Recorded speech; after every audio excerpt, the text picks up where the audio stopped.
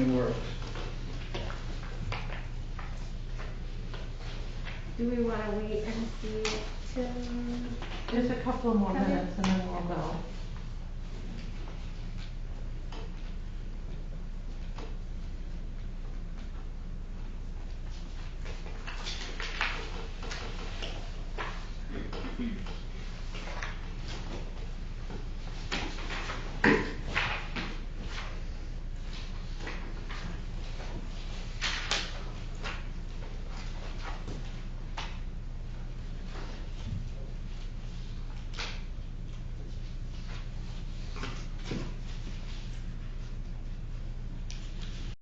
Have you been down to Edge yet, since they moved out to? No, haven't set foot. No, me neither.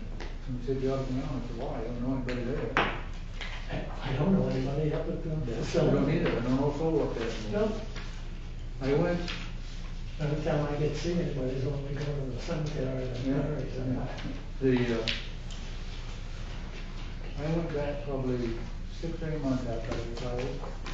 Went in upstairs. Yeah, I didn't see one face that I knew up there, except Wendy moved. yeah. She's the only one on that upper floor that I saw, and I saw, her brother-in-law, she's more probably 3 or 4 months after that. Yeah, And he had just retired. I said, don't feel bad. He said, well, I left there. He said, at least half of them that I didn't know. I was there every day. yeah. He was there for a lot of years, so. You knew Steve then? Steve moved. No, In January, he had esophageal cancer. jeez. Well, that's not the fault. 66? He was young, he Yeah. was 66.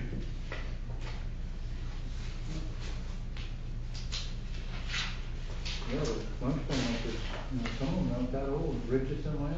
Yeah, no, and Rich, when he was at one of these reunions we had, and then 2 months later, he drove her off the side of the road. He didn't look good, anyway.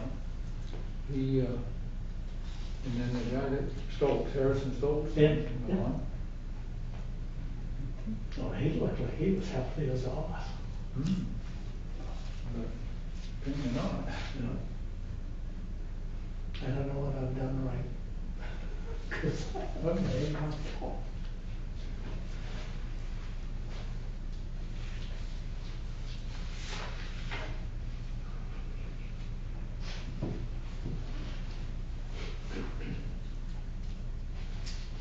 I got 6:38 if we want to start.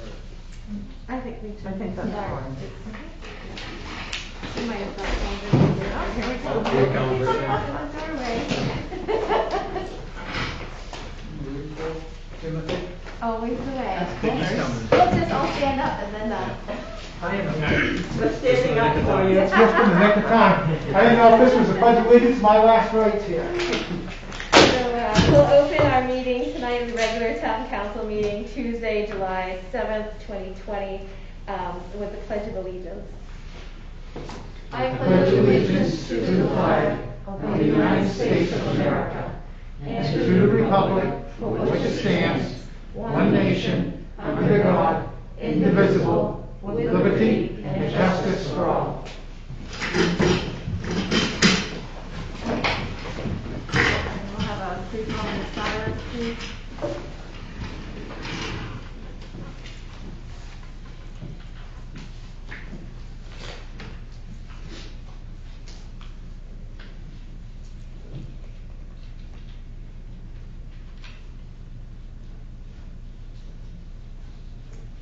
Thank you. We have presentations, congratulations, and introductions. Catherine? Yes, do we want to do the adoption of the minutes first? Oh, I'm sorry, I checked that out. Adoption minutes of the regular meeting held on June 16, 2020. Council bill for motion. Move we adopt the minutes of town council meeting held on Tuesday, June 16th, 2020. Second. Thank you. Councilors, any additions, deletions, changes we need to make to the minutes? I thought they were quite comprehensive. Not hearing any. All those in favor of adopting the minutes as presented for the regular meeting held on June 16th, 2020, please say aye. Aye. Any opposed? And that passes. Now we can do presentations, congratulations, and introductions. Yes, thank you. Under presentations, congratulations, and introductions, we have community and economic development activities and events. And so the first item we have is a very nice event for 2 certificates of welcome. We have a certificate of welcome to Puritan Medical Products Company LLC, which includes into the old Edwards facility. And it's going to employ a huge number of people and bring a lot of economic development to the town as well as to the county and be part of the fight against COVID-19. And we also have a certificate of welcome for Outland Farm Brewery, who began their journey in putting in their brewery a few years ago and have a nice location down in the old school building at North Lancey Street, which is now Lancey Street. But in any case, we have certificates welcoming them to town. They're both great additions, and we really appreciate their work. Any new business expansion for a smaller company is a very large event, so we congratulate Outland Farm Brewery, because that was a big project to do and very complex. And then for Puritan Medical Products LLC, magnificent reconstruction of the Edwards facility by Chimbro for their project, and so we welcome them to town. They'll have nice certificates that are officially presented to them. That is the first item. Second, to note that all the meetings are starting up, even though it's summer, because people want to get caught up on items as much as they can. Very large meetings are still not taking place, but some of the smaller events are starting up. We have a whole number of projects that are going forward, just so that you will know. We have Pittsfield Solar 1, which is on the former Jock LaSalle property on Main Street, so that is at the planning board now. Of course, Puritan Medical Products came in. We have FIDC 112 LTV, so that is not something you would have heard of before. So this is coming out on the planning board meeting, so it's official now.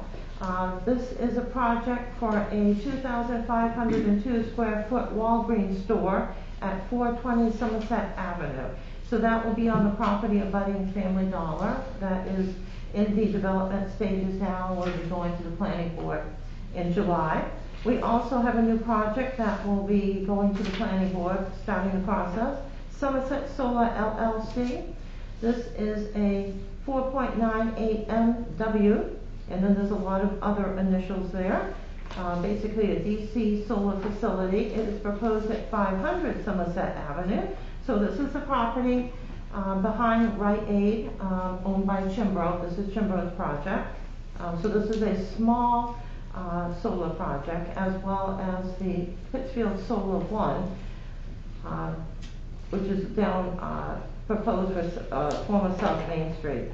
We also have the airport hangar project being kept on the CIP for the federal government, which is a great enhancement. So we will have a construction project for some of the infrastructure for stormwater this summer into next year. A whole variety of business activities are starting up. I will note for the Community Development Block Grant Project that we have just received some information and a timetable from the Maine Department of Transportation, so we're working out a few details with them, and then that will be released regarding their project.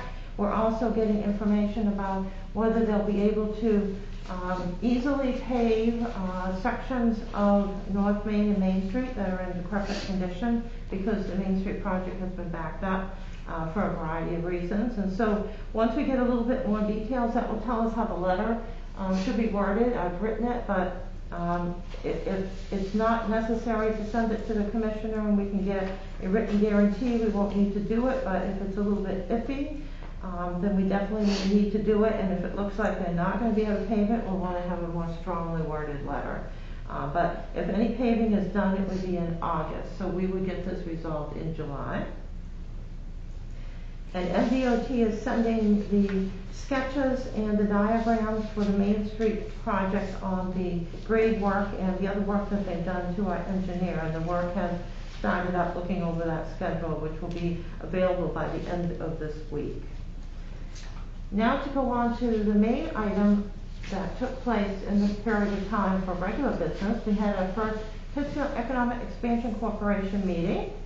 And so that took place on July 2nd. The directors are Tim Nichols, Michael Gray, Gary Jordan Jr., Bob Stackhouse, Deborah Billings, and Catherine Ruth. I'm simply a member because I'm the treasurer. Mayor Heather Donahue, who is an ex officio member, attended. That meeting went on for 2 hours and could have gone on for 2 more hours. It was a very productive meeting, lots to discuss. The directors made a motion to elect Deborah Billings as a director. Both the council and the directors will make motions on a sort of a shared responsibility. So Deborah was elected as a director, and then they elected officers for the year, which was Tim Nichols as president, Michael Gray as vice president, Deborah Billings as secretary, and Catherine Ruth as treasurer. They discussed the commercial properties that are available in town, which are very few, and the ones that we have that are on the list in which we have approval to market them are older properties, so they're a little bit challenging, and sometimes the people aren't really that interested. They just say, yes, you can market it, but it's a little bit difficult to send people out to meet with them. We talked about reshoring possibilities, as well as the town hangar project, some recreation projects for economic development, the different projects that are coming before the planning board. So the main part of the meeting, and the most important part, we talked about the town video, and you'll hear from Gary Jordan with an update on that. And we talked about the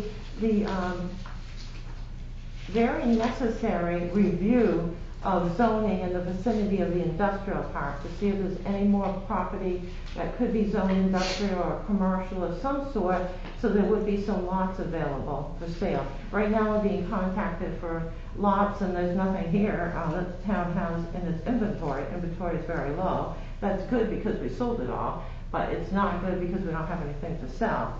But you have to look at it as, you know, are there other properties that could be rezoned, and the importance of that in that area. Under the CARES Act for COVID-19, we could have submitted a project for grant funding if we had industrial property that the town owned that was here, and we had it zoned properly, but at this time we don't have any, and so it's got its pros and its cons, but we really should look at that to see if there's something that we could help a property owner develop their property, not necessarily with the town owning it, but just to help them with the zoning so they could have a viable project. And then the second other item that we talked about, which Gary will go into more detail, and Michael Gray is here this evening and can go into details on this, is promoting subdivisions for new housing in town. We get a lot of people looking for new housing over the years, a little bit less during the COVID-19 part, and now. But over time, there's very few new houses available. There's very few smaller houses. And should we look at our subdivision ordinance to see, is it restrictive? Is it too strict? Should it be reduced? How do we get tiny houses? So the rezoning and the subdivisions is something that Pete had talked to the planning board about last year. So I'll leave this at this, which is just a basic review, and see, have Gary Jordan talk to you because he's on Zoom now. So we'll unmute him, which he is. You unmuted, thank you very much. So you can talk about the video and the subdivisions and the importance of housing and anything you'd like. Sure. Let me talk about housing first, and subdivision. I'll talk about the subdivisions first. With the first good news is that no one's moving from Pittsfield. Okay. Inventory is the lowest I've ever seen it. There's only 7 active listings in town right now. There's 4 pending, but overall, sold homes in Pittsfield are off by 53%. The good news is they're getting 93% of that, whatever the list price is, that's what they're getting, 93% of that. And the other thing too is the average sale price is up 15% in Pittsfield as of today. Okay, we're off by about 23% in new listings. But you can tell, and that varies, month by month. But right now there's only 7 active listings. So, with the town trying to grow, and I think the council and the planning board can talk about, population and what really should be the population of Pittsfield. you know, there's gonna be a breakoff point where you don't want, you know, Pittsfield to be 10,000 people, you know. 4,800 is fine, but when you start climbing up to 6, 7, you know, you could be in trouble. And a lack of housing. You can see the lack of housing right now. Those 7 actors, if I was to look at those, I am sure that a lot of those are distressed property. The other thing is, carefully looking at placement of a subdivision. You know, we talk about tiny homes, those are very popular now. But I think that you need to, the planning board, I think, really needs to look at, you know, areas, first of all, for housing development, for a possible housing development. Remember, all this land is private, so no one has to do anything. But I think it's worth a look at where can we house certain properties. You know, the Pittsfield's lucky in one way, I think, that we have zoning. I travel all over the state and I see a cluster of residential homes, commercial buildings, you know, just a litter of different types of, you know, uses of property on the same street. You don't see that in Pittsfield. You really see that we've worked on to try to create neighborhoods, and we have neighborhoods. But I think we need to create maybe another neighborhood, okay? You know, the Old Forest Park subdivision, you know, that's pretty full. There's a couple of people's properties, land, and that's it. So that's pretty full now. So we need to develop something and look at where that development can take place possibly. And, you know, the same kind of goes with the commercial projects too. We have properties that, you know, cluster of areas in town that have several properties that, you know, nothing's happening to. Vacant land, building that's for sale. And, you know, how can we clean that whole area, whether it be, you know, 3 properties that can be combined to one. So I think you've got to look at some of those, where can you actually put some in the Pittsfield. To talk about a building on Main Street, you know, we did talk about the theater, what could happen with that. And, you know, that's going to be a hard sell, I think, you know. Maybe somebody would come in and create the theater and make the theater a theater again. But probably held. We don't know that, but you'll have to talk about, you know, what do you want to do with that theater. The building next to that is privately held. You know, what can happen with that? Storefront, apartments above, you know, those are the kind of talk I think the planning board wants to have. When they're talking about zoning and housing along with, you know, these commercial kind of projects. You know, again, you know, Pittsfield's fairly lucky that our zoning, you know, makes sense, I think. You know, about how we have clusters. We have a town center, we do have neighborhoods, and I think you really want to try to preserve that. But I think you're going to have to start stretching on the outskirts, outside of that town center, and looking for areas that can be developed for, you know, whether it be tiny homes, or, you know, residential buildings. So that's kind of my thoughts on that. That's what we kind of spoke about. The town video is being created by Black Fly Media out of South Portland. And we were in town several weeks ago, took the final video interview, and I expect to see something on that in 60 to 90 days. And obviously, all committee members will be looking at that, and we'll be critiquing that a little bit and see if that, you know, is the flavor of what we want. And I'm sure they're going to do an excellent job. But we've had a lot of volunteers, a lot of interviews, a lot of great businesses in town. And one thing you learn when you see this video is that we have a lot of different businesses, whether they be very large or a one-man or one-woman show. Very unique, and we have a lot of, you know, whether it be recreational, art, music, you know, MCI, a lot of just clarification. I expect the town to grow, but, you know, how big is going to be one of the questions that the council and the planning board are going to have to answer.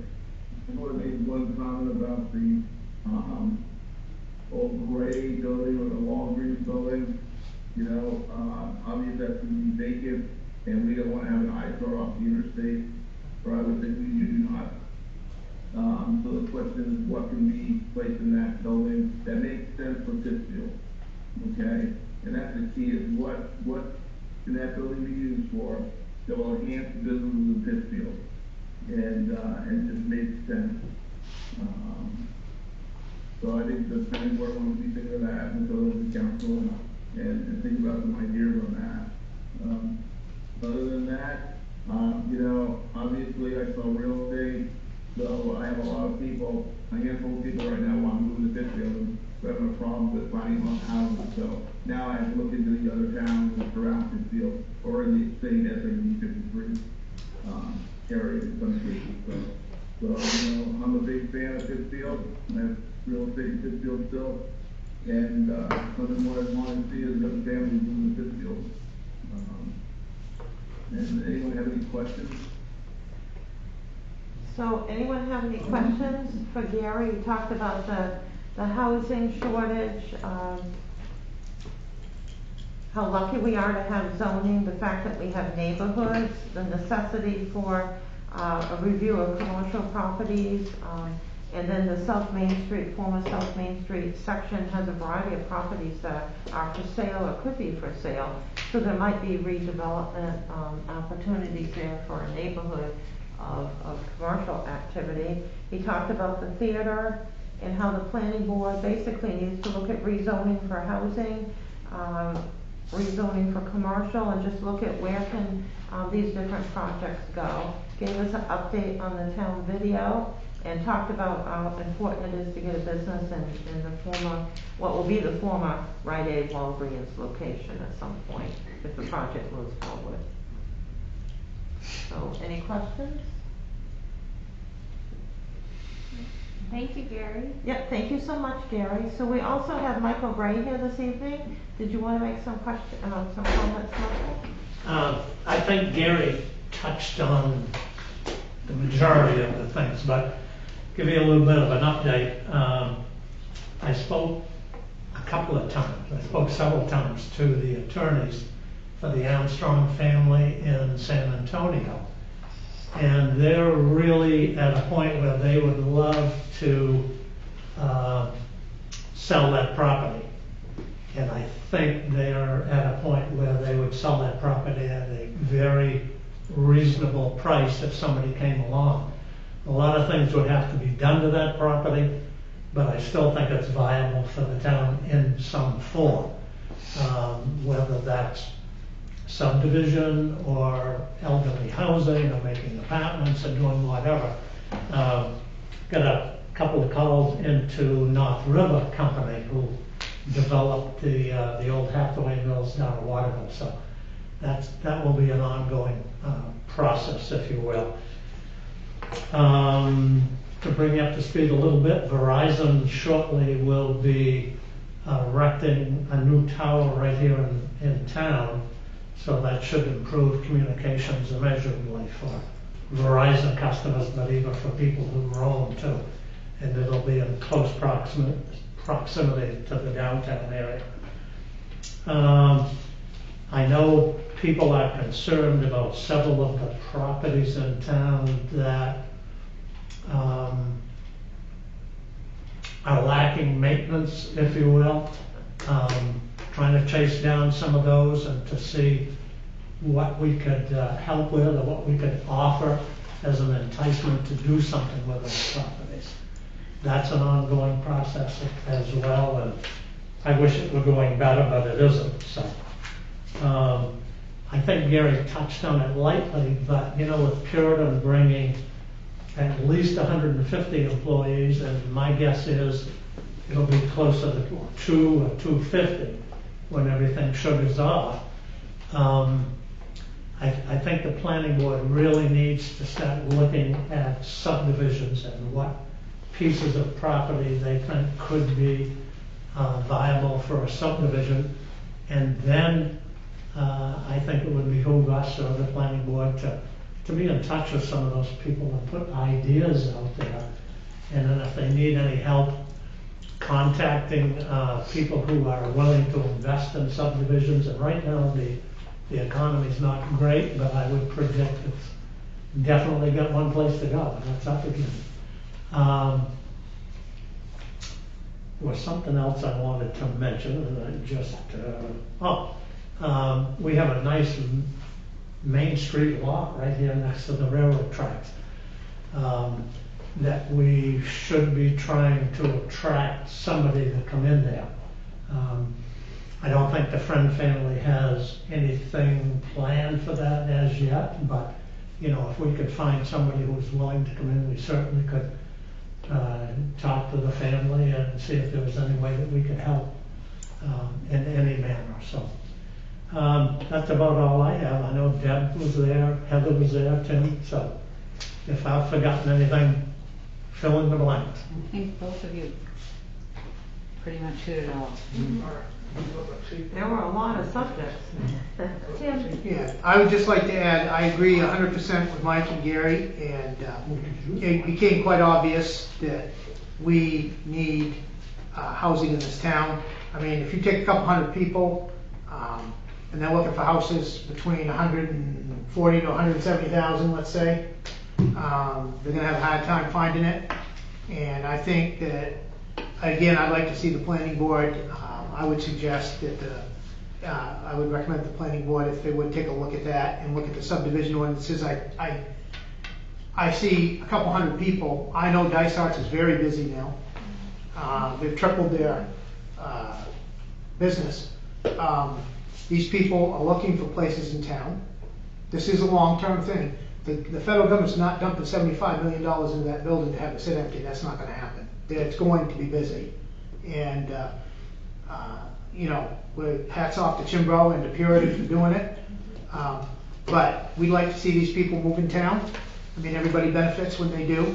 The SADs benefit, the schools benefit, the businesses benefit, we benefit tax-wise, we benefit neighborhood-wise, and the kids benefit in school. So I think it would behoove us.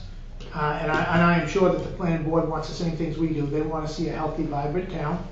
And I just think these things just need to be looked at, especially the subdivision ordinance, so that we can see if we can get some places in town where there'll be some reasonable housing. And I share the same concern Mike has with the building. I want to see that building, if that materializes and Walgreens moves, I'd like to see something, and the mayor and I discussed that for a couple minutes after the meeting. I'd like to see something good come in there that attracts. That's the first building in town when you come off I-95, you see. And it's very important, and I'm sure there are businesses out there that would like to have it. And looking forward to see what happens. Hopefully this goes ahead, because that'd be good for Walgreens and it'd be good for the business that moves in there. That is a prime lot for a business. So it was a very successful meeting, and thank you, Mayor, and thank you. Thanks, and I want to thank Mike and Gary for taking the time to come in. Heather, did you want to make any comments? It was your first meeting. No, I agree with everything that Gary and Tim and Mike said as far as being able to have some flexibility in our development and do some smart planning as far as how we can look at the town and see where we can expand. We do have some limitations as far as the industrial park. So, you know, there are areas in town that we can put more businesses in and more homes in, and it's just a matter of identifying those and changing our zoning so that we can have that flexibility to put those businesses in there. So I agree the planning board really needs to start taking a look at this so that we can get ahead of the curve, so to say, so that you know, we have items in place for when people are ready to start purchasing lots and building homes or having a subdivision come in and have people start thinking about that. We need to have all of our rules and regulations in place ahead of time rather than kind of chasing it after the fact. So, yeah. Because I believe, like Mike does, that the economy is going to turn around, especially once this COVID-19 thing is when we get a vaccine and all that. You're going to see a lot of other businesses growing because of this expansion. They're going to grow. You're going to see different businesses are already starting to grow because of that. So, when you could have potential to have 300-400 families looking for housing in this area. I'd much rather see them here than have to drive a half an hour. You know, it'd behoove us all. So I think the planning board would agree, and I think they all want the same thing we do. We want to buy a new town with places to go, so. I agree, I encourage that to happen, and I think it will. Yeah, and there is a trend of people moving out of cities because of all this stuff that's happening. A lot of people are not going back to work in their offices, and that gives them a lot of flexibility, especially if we're gonna have a new cell tower with better signaling. It gives us an opportunity to be able to have the services available to people to be able to work from home. I know my son does technology, and he's not going back to his office, and his partner's not going back to his office either, so they really want to stay away from people. They're happy working at home. A lot of people are finding that, you know, if they're able to work from home, they really prefer it. So I think it would be great if we could give people that flexibility to do it here in Pittsfield. Okay, anything else on the topic of the peak meeting? Deborah, did you want to say anything? No, Okay. I think it's been all covered at least twice. Do we want to do a synopsis of this for the planning board and ask them to schedule a meeting to review these items? I think we should, and I think that, you know, one of the items that we talked about with the planning board, we had started actually planning and coming up with this idea of looking at a comprehensive plan and the zoning and where we can go ahead into the future for the town for development. And we talked about having a joint meeting with them, and that might be a little more difficult to do now, but I think it's still something that we should aspire to do for the council, to sit down with the planning board and go through these and come up with the priorities and help them kind of get their direction along the way in order to be able to do that. But I think it's pretty clear the direction that the council wants them to go in, so, yeah. I agree with you, but we need to make sure that we do this in accordance with our comprehensive plan, Right. which was supposed to be what our first meeting was about, is to go through that and understand everything that's in it, or try to, and then develop a plan for meeting some of the implementations and some of the goals, so. All right, so Catherine, did you have anything else under community economic development? No, that will be it. I'll write up a synopsis for you, and then we can get this in order so we can have a couple of meetings here. I know the planning board, their next meeting is the 15th, Wednesday the 15th. Yes. So they have a couple solar projects on there, and there was one other thing. Yeah, they have 3 projects on there and Three some things other coming up. items, so that's pretty filled. But in August or a later July meeting, Yep. special meeting on their August meeting. Yeah, I do think they need to start meeting more frequently than Absolutely. once a month or I every was 6 just gonna weeks or say so, in order to try and get some of these things put together. And maybe we can do a workshop type meeting, maybe at the end of a council meeting, do a quick workshop to start that process that Deborah talked about, and start taking the comprehensive plan in chunks. And looking at it, And yeah. looking at it, taking like a third, and a third, and go through the certain topics that we want to be addressing. All right, because of the period of time of the year, we won't be able to address the whole thing, so we will want to just pick out the items that are. Right, we know where we Right, want to focus. but we need and to, we take need to those- look through the whole thing to Right. develop a plan of what we, priority list of what. Yeah. We've already started it. I don't know how many times we have talked about the zoning, the planning board, having them look at the zoning. Yep. Almost at every meeting, and frankly, I'm getting tired of it. I would like to see the planning board meeting twice a month, just like other committees do, and presenting their work to the council. And I'd like that to start right off. Okay, well, they have a meeting coming up in another week, so we'll let them get those big projects under their belt first, and then we'll get started with this process here for that. Great. All right, I'll write that up and set that as a direction, and then we'll probably have certain items that are of interest faster than others, but yes, the whole comprehensive plan does need to be gone through. Okay. Do all the councilors have a copy of the comprehensive plan? Pete, did you get one? I don't know that I have The one. 2013, Yeah, I don't got it somewhere. Correct. The whole plan is on the town website. It is on there, And we okay. can also print a copy out for you.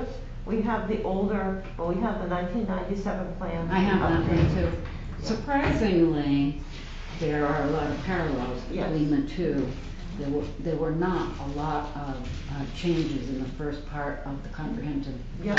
I read them both. Yeah, a lot of the information is more informative rather than aspirational. Right. And it's a matter of how do we take the goals that are laid out in the plan and apply them to what we want to do and where we want to go now. And that's the tricky Absolutely. part of figuring that out. I'd So say we'll probably- get that process started probably August. Yes. We'll look at August, late July, early August to start doing that. Yeah, I will write this up so that you can come to agreement on what the things you want the planning board to do first. Okay. There's one week I'm not available in August. All right, well, we won't set any meetings just right now because we'll have to consult the planning board members as well. Yep. So maybe we can send out a Google poll or Catherine can put an email together when we get to that point and we'll make sure we do an evening that everybody can try to make it. Yeah, Probably this is- Amanda doesn't have a. You know, and I was. I got one somewhere, but I don't know where. Okay, so we'll check, okay, counselors, that's your homework, dig out your comprehensive plan.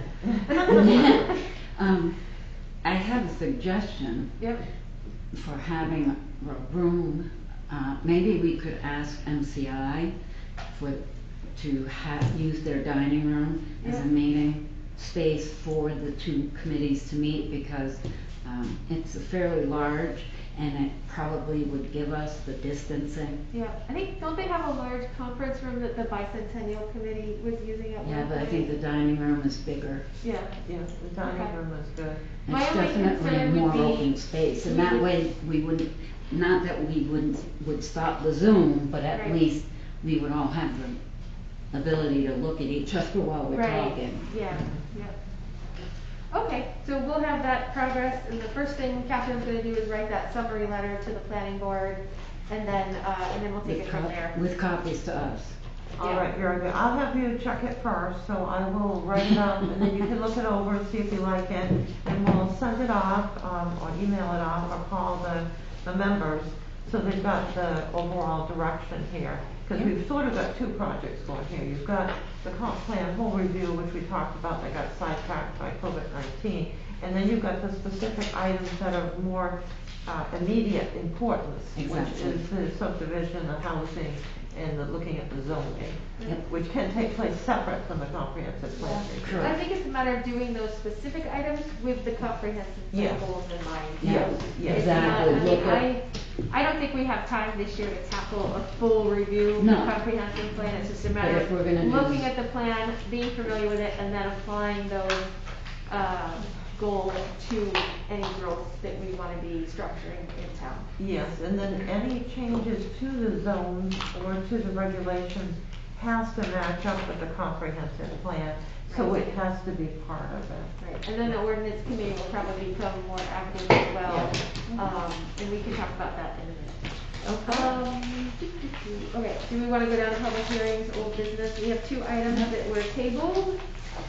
All right, very good. Catherine, Resolution 20-60, table. Resolved that the town council act as necessary due to the civil emergency regarding the Pittsfield Community Theater. That was tabled with the motion until there is further guidance from the governor or the CDC. And in the meantime, the theater committee needs to come up with a plan to reopen. Move resolution 20-60 be removed from the table. do I hear a second? Second.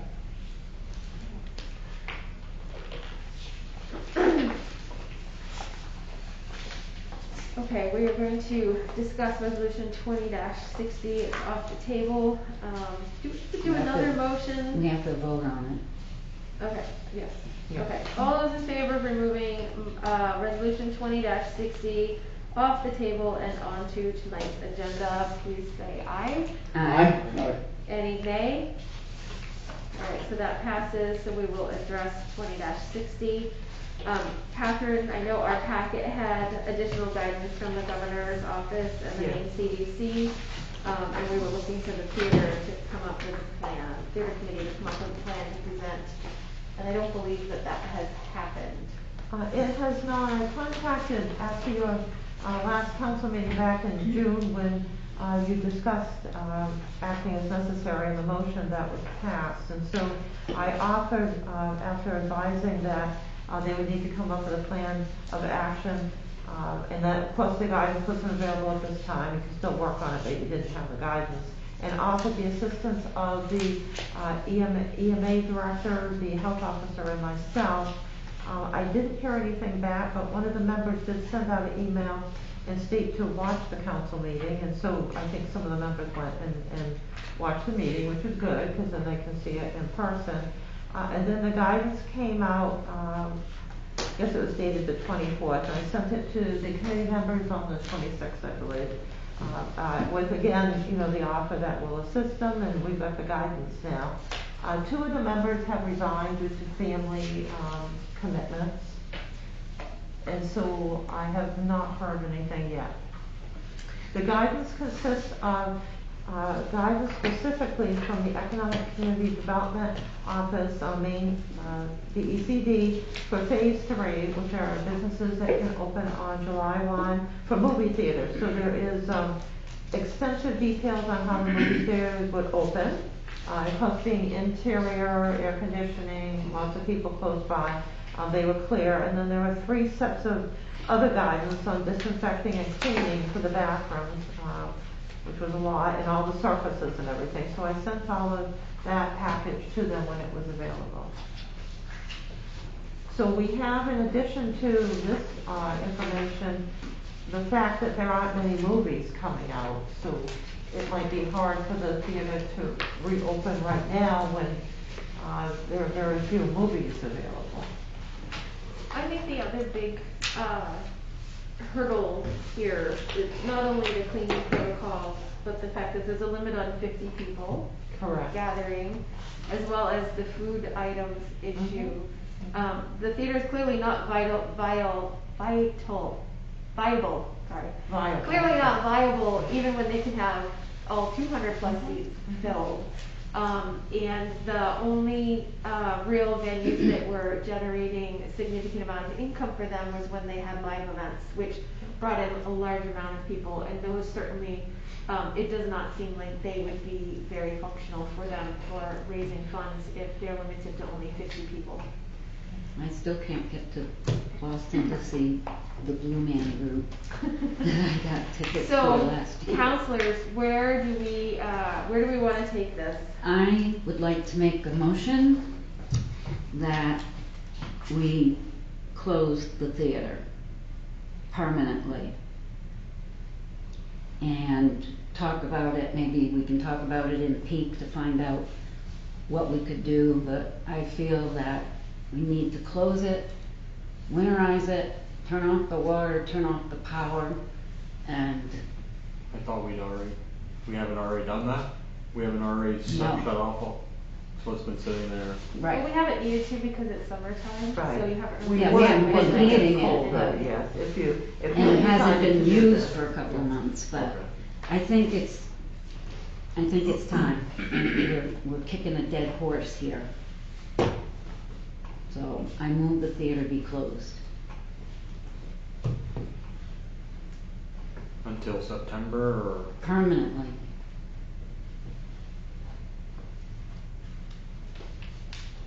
Yeah, we were waiting for July 1 to see if the number 50 was taken off. There was discussion that would be raised, and it was not. It still could be, but. So Deborah's got a motion on the floor, and the motion needs a second, and then we'll open discussion for it. Yeah.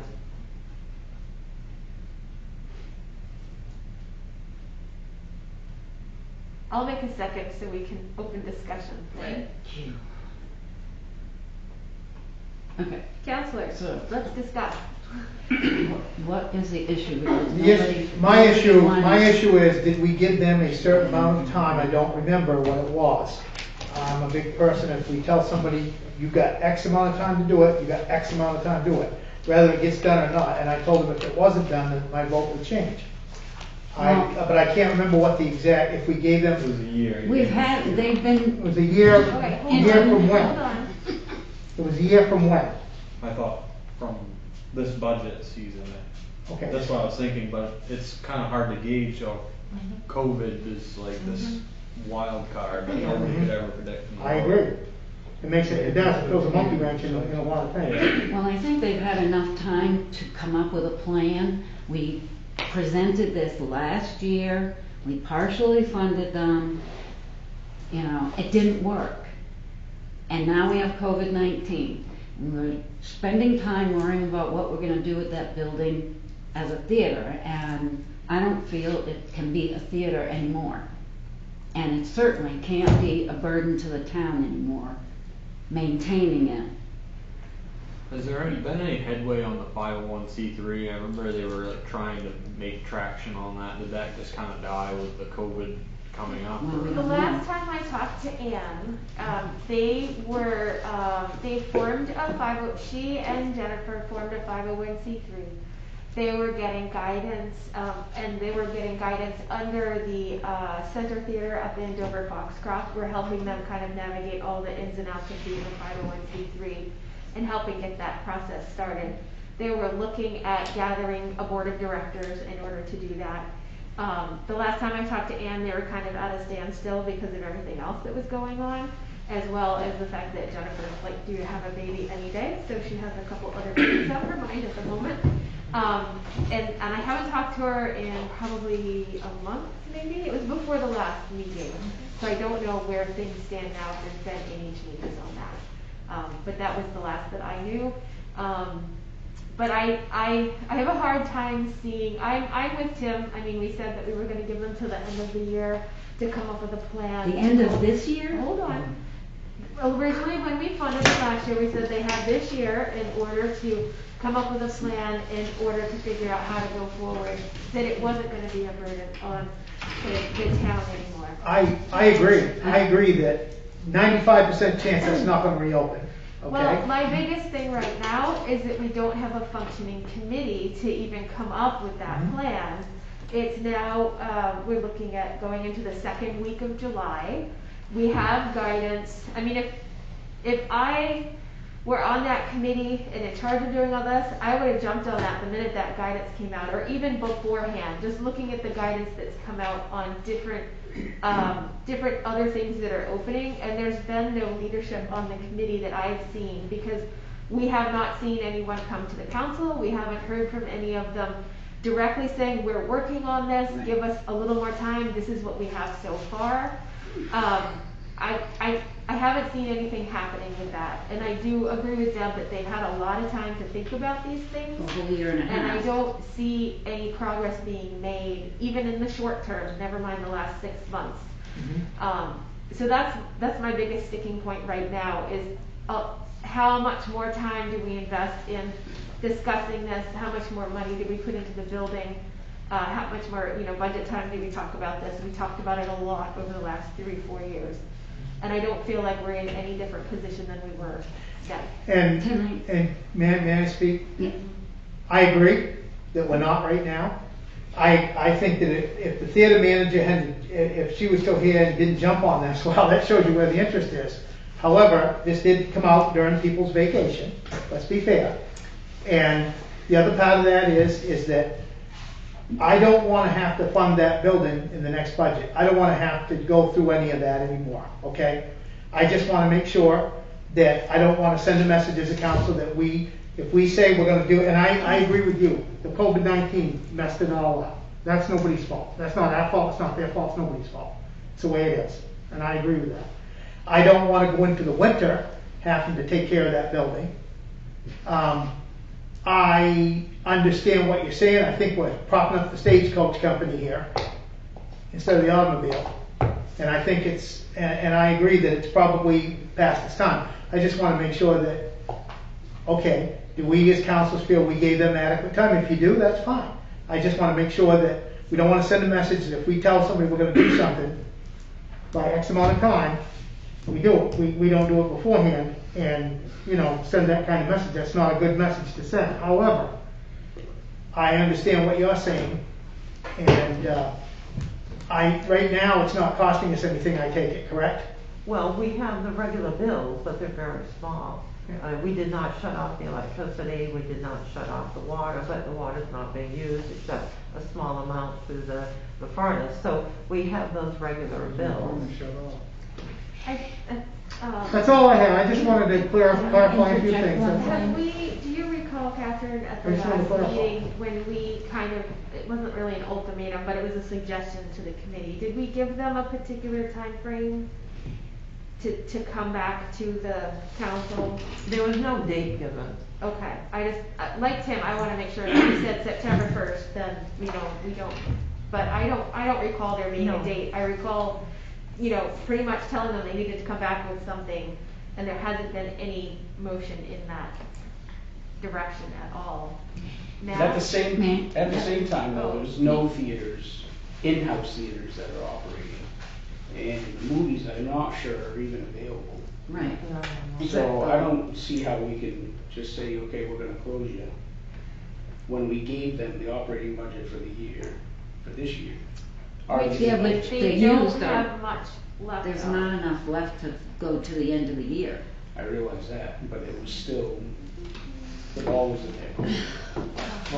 So I will say that if there were movies, and I'm not convinced that there's going to be, and there's no literature out yet that says that a lot of movies are coming along, and Jamie and I had researched that a bit the last time we talked.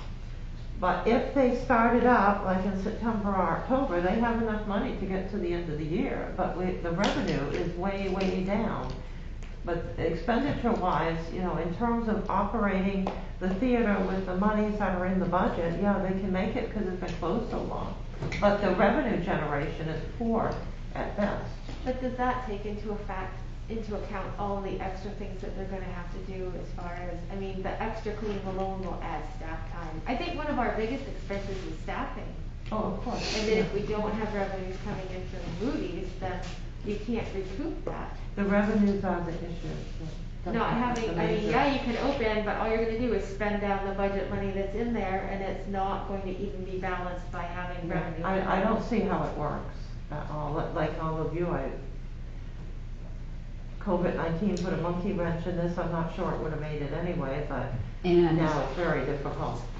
And if we close the theater, that doesn't mean that separate committee can't continue their work to becoming a 501c3, which then they could purchase the building from us. So closing the theater does not impact them coming up with a plan. Correct. And it's been a year and a half, It's a private. and I'm tired of kicking this dog.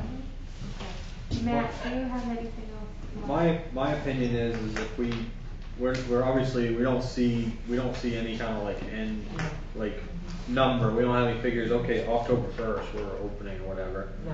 So, in the meantime, I think it's kind of a no-brainer to shut down shut the theater down as far as draining the pipes or shutting electricity off and things like that. Absolutely. But I still, And take it out of the budget. I'm still in favor of, Tim made the deal, we'll give him a year, but when it comes budget time, if there's nothing there, if we have no committee to direct us or not a group of people, it doesn't necessarily mean the theater committee. Some group of people may have interest with a 501c3. There's no point in having it. There's no point in raising money. We might want to discuss this. question is, on the when- agenda. Hold on. Okay, one, Tim, I just say, I don't want to have to, I was telling him, I don't want to have to discuss this at budget time. I like it to be, it should be settled. yeah. Again, I understand Deb's frustration, I get it, and chances are it's gonna go away. I just wanna make sure that we did our due diligence, we did what we said we were gonna do, within reason. I think any reasonable person understands that we couldn't predict this COVID-19 thing happening, everybody knows that. Again, I know what's gonna happen, just as sure as I'm sitting here, but I just wanna make sure that we lived up to our end of it with them. They don't live up to their end, and that's on them. Then we did everything we could do, and if it has to close, it has to close. It's just as simple as that. We can't carry that over the finish line for them. They have to do it, or else it's gonna have to go.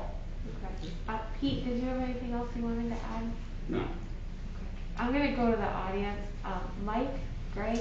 I think if the ultimate goal is, and I'm not sure what their 501c3 is, what their objective is, but if the ultimate goal of that organization is to buy the theater in the name of that 501c3, then wouldn't it be prudent right now to list the theater for sale? And see what happens. You know, somebody might come in and offer the town a couple $100,000 for it. I would hold my breath. Which we would gladly accept. And if that 501c3 actually wants to purchase it, then make it extremely reasonable for them to do so, with a few caveats, like it needs to continue to be a viable building. You know, it's going to occupy a space on Main Street that you would rather see improved than the condition that it's in. Throw that out there, but. Well, by throwing that out there, if you actually did that, I think we will see some action. I don't see anybody online aside from Correct. Catherine and I, so we don't need to worry about Zoom input right Correct. now. Yes, sir. in My the only back. question is that, what does it cost us per month for electric bill? I don't remember the exact amount because we have 30 accounts, but it's not very much. I say, it may be cheaper to leave it on than have it turned Well, off and back that's on. what we thought, and of course there were supposed to And be. then if something happens, you got lights and power and that'll work. I know. Go in there in the dark and you Okay. hear that Yeah. something's going on. All It's right, not that a good makes thing. sense. I think it makes sense That to, makes sense. if we voted to shut down the building, to shut off the water, Yeah. because that could just be a disaster if there was a pipe, because nobody's in the building on a regular Right. basis, if a pipe just went or whatever. So leave But the leaving power on. electricity on could even be like a safety type thing. It can't be too much if nothing's running. Correct. But if we did vote to do this, we would also have other decisions to make as far as our staff person is out on unemployment at the moment, so we would have to make decisions about that. And then also we would have to talk about disposition of the equipment in there, or whether we would want to wait to see if the theater were actually sold. And if we do vote to close the theater with this motion, then, and Deborah, you had said, asking Peak to talk about selling the building in your motion. No. Mike Just looking Gray for brought that input up. from Pete. I was just agreeing with Mike. Oh, My motion is to permanently close the theater, remove it from our budget. If you wanna put it up for sale, that's great. We have given the theater committee and the other group Right. more than enough time, a year and a half, So and everybody's tried to help them and they have refused help. Okay, can So- we clarify your motion a little bit? If your motion's to close the theater and shut down the building completely, that means we'd be turning the electricity off, which we just thought. Okay. So can we clarify your motion Yes. and just say closing the theater operations? Yes, And then at a later time, we can talk about disposition of the what's building inside itself. and, yep, I that's don't know fine. that we wanna do that this evening. I just wanna put an end to this, so Does that, that I would be sound- willing to make that change. That's, okay, so close the theater permanently and cease operations. I know nobody is happy with this, but financially, we are not being responsible if we don't close this theater. Okay, and I would stand by my second on your motion for that. Counselors, do you have any other items you would like to discuss? The only thing I would say is, if we vote to close this, like I said, I know we wanna put it up for sale, but if it doesn't sell, and we, you know, I don't wanna see that sit empty, hopefully any great length of time. I know we don't have a crystal ball when it comes to real estate, but that's not a good plan, to have that sit there empty, because it will deteriorate very quickly. So hopefully, if we make, like Mike said, we make it very reasonable, somebody will come along and grab that, because it's a different sort of a building, and who knows? Well, our motion is just to cease theater operations, so we're leaving the utilities and everything on we'll take care of the water because that is something that And shouldn't we be can sitting talk without about somebody the- in the building. Yeah. It might be that we need to heat it very minimally through the winter just to preserve what's there. Plaster and cold buildings is not a Not good good, combination. So, just in the interest of preserving what value there is in the building, you know, to give it time to do that. So should we add to that, to list this building for sale and just be done with it all No. in one shot? No? That's not the motion. Would you like to amend your motion No. to include that? No. No. So we're Like just- your You just motion want to to be cease voted operations. on. Operations. Just cease operations, we can talk about the rest later. Just cease operations and get it out of our budget, Okay, it's still gonna be in our budget. minimally. And we can talk about that at a later date. This has been. I'm just trying to clarify what we're doing here, so that We're everybody ceasing is exactly operations, just clear. like you said. Alright, so the motion is to cease operations, close the theater and cease operations, but we're not, this motion is not addressing, selling or listing the building. That's Right. not to say that we could not make another motion, because this is, Or at another time have says another act as discussion. necessary. So one action could be ceasing operations, and then if a counselor felt led to make a motion afterwards to list the building for sale, then that could be a second motion as well, right, Catherine? You can do a second motion, yeah. Okay, so let's deal with this motion first. Deborah's motion stands to close the theater permanently, ceasing operations. I seconded. Any other discussion before we vote on this? I just say it's regretful, but I think the time has come. Yeah, I'm sad, but I don't see the solution here. No. Yeah.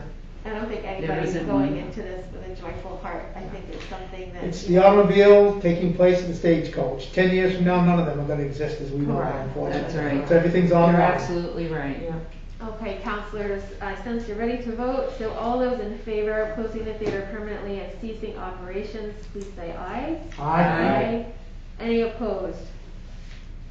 That motion will carry. Just so you're aware, I'll note that Amanda's comments were in the same venue. Oh, is she on? No, Or she she sent wrote her some notes comment. last time. Oh, I didn't okay. want to interrupt, but her comments are all in the same venue. So, And- counselors, any other motions you would like to make regarding resolution 20-60 to act as necessary regarding the Pittsfield Community Theater? Yeah, I think we should sell it. We shouldn't just sit on this building that's empty. Now's the time to sell it this summer, fall, before we have to Wow. heat it if we Yeah, have so somebody it that's is the time to interested. act, if you're gonna do this. Or if we could find a developer So who wanted Matt's- to do something else with the building. Max made a motion to To sell it. sell the building and list it for sale. Do we Second. have a second? I'll Deborah? second that.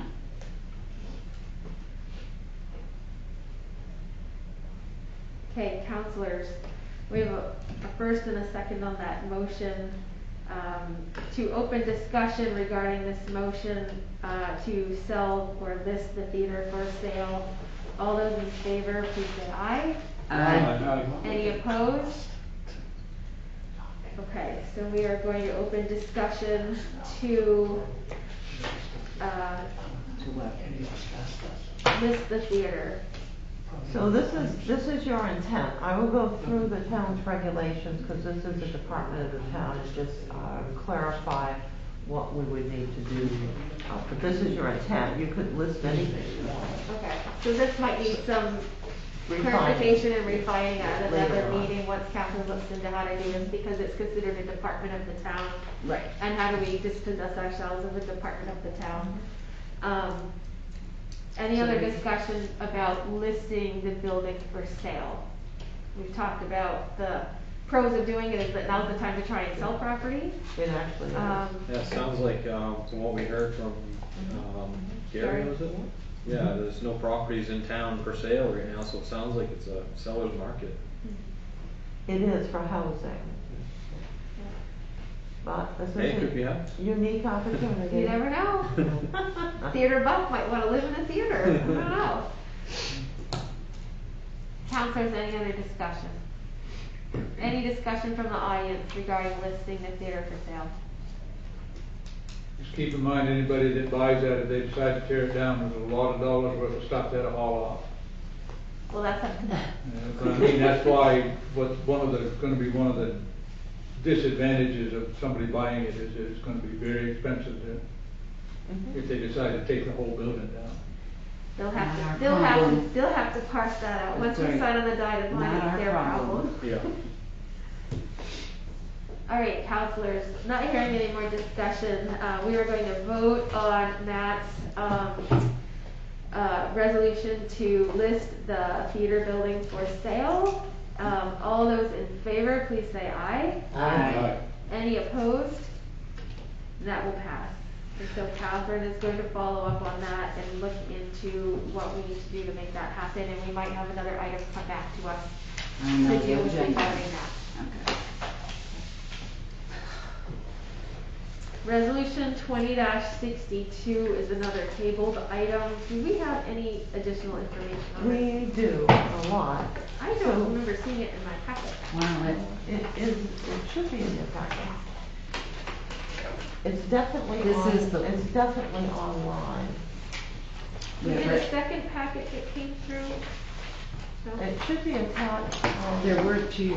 Yeah, Michael worked to make copies of both, but I do have a large version here of everything, which is why we didn't copy it for tonight. But there were certain sections that were to be copied. I'm just wondering. This if is there's- why we didn't make your I copies. mean, it's already there. I'm just wondering if there's any new, maybe you could just fill us in on the Yes. new developments after we, if we're gonna untable this. Yes, I shall. Let me read it first, so we'll get it into the record. Resolution 20-62 tabled. Resolved that the town council accept the proposal of blank for the energy savings performance contracting and to authorize the town manager to execute all necessary paperwork, including the town's standard services contract for the project. Move we adopt resolution 20-62. Actually, let's remove it from the table. Oh, sorry. Motion that we remove resolution 2062 from the table. Second. Okay. All right, In favor. 20-62 is removed from the table. All those counselors in favor of removing it from the table, please say aye. Aye. Any opposed? So we will remove it from the table. So I'm going to be as concise as possible. This was a staff project. I became updated on it really quickly because we do need to do something if we're going to move forward. So you received by email the whole packet, which included a variety of items, and I'm going to read off what those are. That included a legal review on questions about the process and requirements that I had that was arriving from the town attorney at that time and was in the package online. A staff summary of steps on the energy savings performance contracting and how it was set up. A request for proposals that was issued, the results from the bid opening, and a proposal from Simons, which was determined by the staff to be the better proposal based upon the criteria. And then a copy of the Energy Efficiency Investments and E&E Systems, Inc. was the other proposal, which was almost as large as this, and I did not send this out to you online. So basically, this was the process we heard about earlier this year that talked about how a new type of process could be done in which a company would come in and remodel the energy systems in your buildings along with the street lights and make this work so that town would save money and they would make money on the proposal. This originally came from the Kennebec Valley Council of Governments. So the item that we learned, which we did know but not the details of, is that the street lights are the big energy item that by owning them or having somebody else own them rather than CMP, we can save a lot of money. The rest of the buildings are a little bit, the company Siemens had indicated in the energy audit that they did for KB Cog that we would save a lot of money. I'm not sure with all the remodeling costs if that's exactly true. But the process was as follows. Have a KB Cog audit, which was free of charge to the town. conducted to identify areas that the town could save on energy costs. So that process was completed, and you saw a copy of that. We were not able to put it online because we could never get the company to take on proprietary. And I understand it's a little hard when you want the public to know what's going on, so we did a synopsis, but of course they did the project and wanted it to be proprietary information so somebody else couldn't use it. Select a performance contractor to complete the steps I'm going to list through a request for proposals or qualifications. And so the request for qualifications went out, the staff copied it from other ones I found in states outside of the state of Maine, because this has not been done in the state of Maine. So that was done. Then the RFQ results came in, and 2 companies submitted a proposal, one of which was Simon's, which is located down in Scarborough. The other one was the Energy Efficient Investments at E&E Systems, Inc. And that one wasn't viewed by the staff to meet the criteria as well as the Simon's one did. So we're now at this step in which we would choose a contractor to do the following work: provide or perform a detailed audit of the items. So basically we would get a detailed audit of the energy savings and how this would be done through the next step, and that is the only step. Now the way that the proposal came in, it was confusing, which is why I got the legal review. I've never gotten legal reviews on RFQs or the proposals or anything. I might have a contract question, but since we designed the town standard services contract, so every contractor signed that, we save a lot of money. We don't have to deal with all their contracts, which are set up to benefit them, not the town, which any company would do. We use our own contract. But they had another contract in there, which talked about the later steps of this process. So I asked some legal questions, and the town attorney came back after reviewing this and said, we just need to make sure in writing that Simon's indicates that they will sign the town standard services contract and does not, insist that they use their own. So I sent the email out and haven't heard back as of yet. And then Amanda had a question or a comment that we should make sure that we have them put in writing there will not be any cost for the town for this step. And that would be part of the contract, that our standard services contract. So basically, in the original energy audit, it talked about several buildings that would be part of this project. So it's the larger buildings. You could remove the theater now. Yes, the theater is one that, we'll have to talk to them about that. But it talks about performance contracting, which is considered to be an innovative financing technique that uses energy savings from your existing operating budget to repay the cost of installing facility improvements. Facilities make no upfront investment with the facility, and instead finance projects through guaranteed annual energy savings. Should the guarantees fall short, Simon's has to cover the difference between the guaranteed savings and the actual savings. All excess savings go directly to the customer. So the energy efficient equipment is the lighting, the controls, the boilers, the cooling equipment, etc., which would reduce existing energy budgets and pay for the new equipment over time. No upfront cost to the town, and annual savings are guaranteed over the term of the agreement. And so it sounds too good to be true, but if we can get the energy audit completed so we really know where we fall and there's no cost to the town and no obligation to continue on, if we decide not to, then it's a good project for the town. And we would be like a test case here. So it included the town municipal building, the community theater, which if this continues on would be taken out, the Pittsfield Library, the Pittsfield Public Works Garage, which really needs some help because the oil bills are out of control. It's skyrocketed. The water sewer garage, which became more energy efficient in the last few years because we did some improvements there once Chris started. So that one should be in good shape.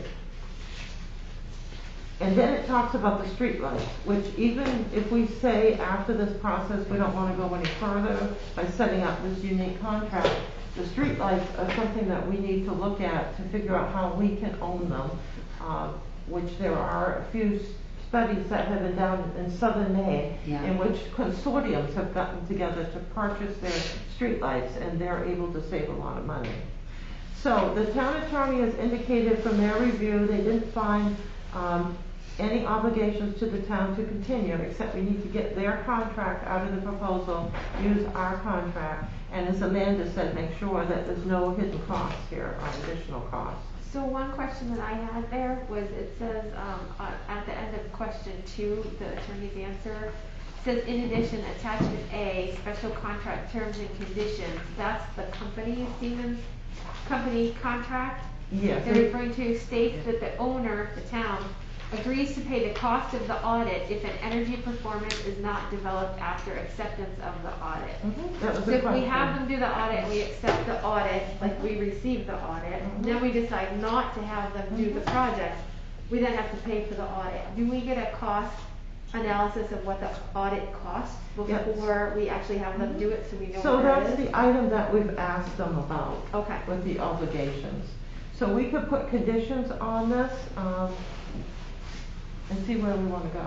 I mean, if we can look at becoming more pursue it. energy efficient, it pays in the long run to do that. Even if you have to buy new equipment up front, it pays to have long-term energy efficiency, because we all know electricity is never going to be cheaper. It always goes up, and it's slated to go up again. Tim?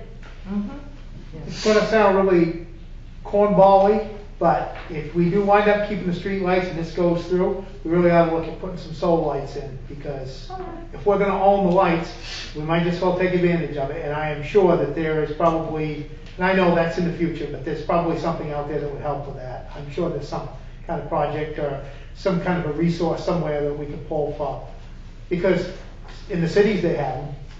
Might as well, if the sun's gonna beat on them all day long, don't take advantage of it.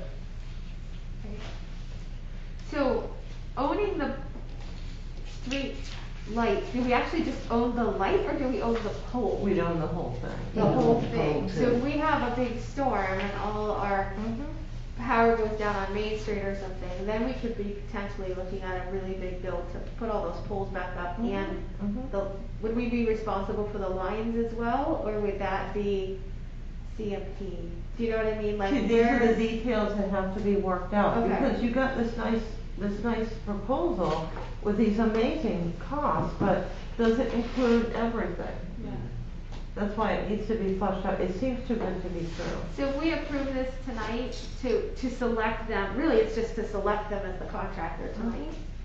So if we approve this tonight, then we'll get all these other questions squared We're away, gonna have where to- we actually enter a contract with them and have them provide all that information. We would make it subject to having, positive answers to our questions.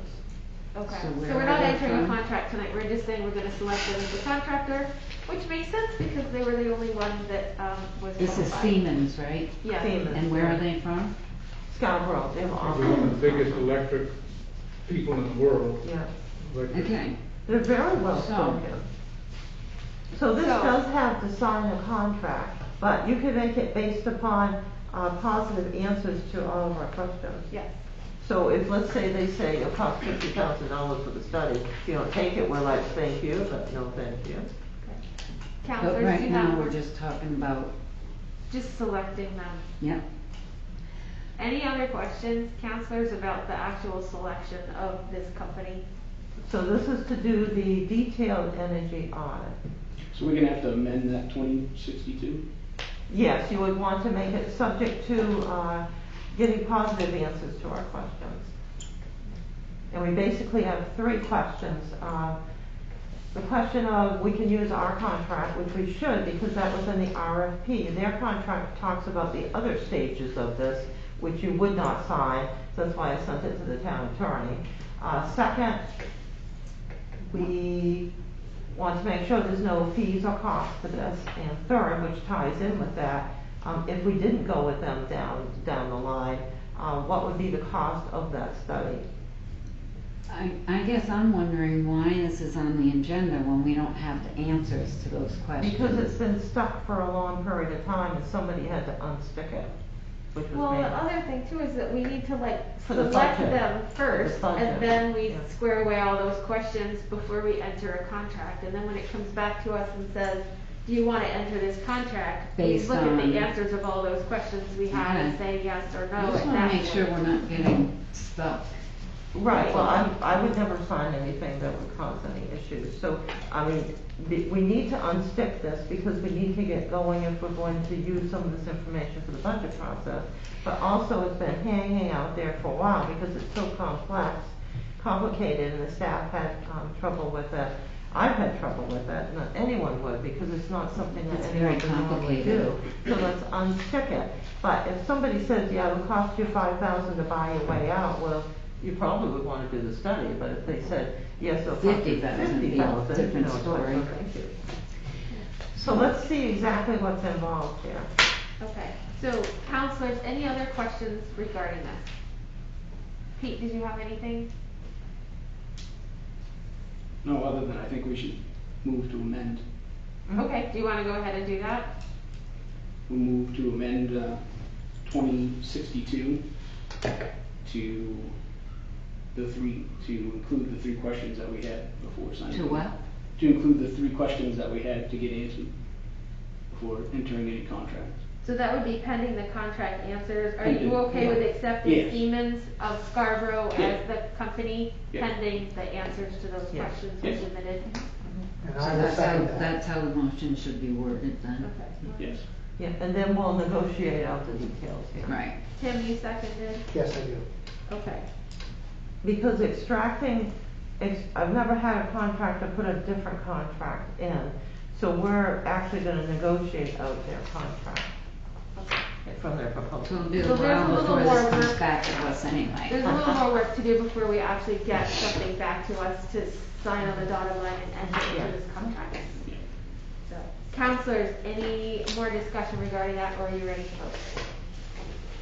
I think you're ready to vote. All those in favor of Pete's amendment to accept Siemens of Scarborough as the, what is it, the selected performing contract, energy savings contracting, pending the contract, the questions that we submitted and things that Catherine's gonna follow up on regarding those 3 questions, seconded by Tim. All those in favor, please say aye. Aye. Any opposed? So that will pass, and we'll kind of take that one It's step gonna forward. have to be rewritten in the minutes. Yeah, It's Yeah, yeah. a little, our intent is there. that motion was a little all over the place. It was a little all over the place, yeah. Basically, Siemens is the contractor, because that's the one that we had information from. And we want those answers before we, enter into any contracts with them. Okay. Reports, Thank council you. committees, finance. We've not had a finance committee since the last one.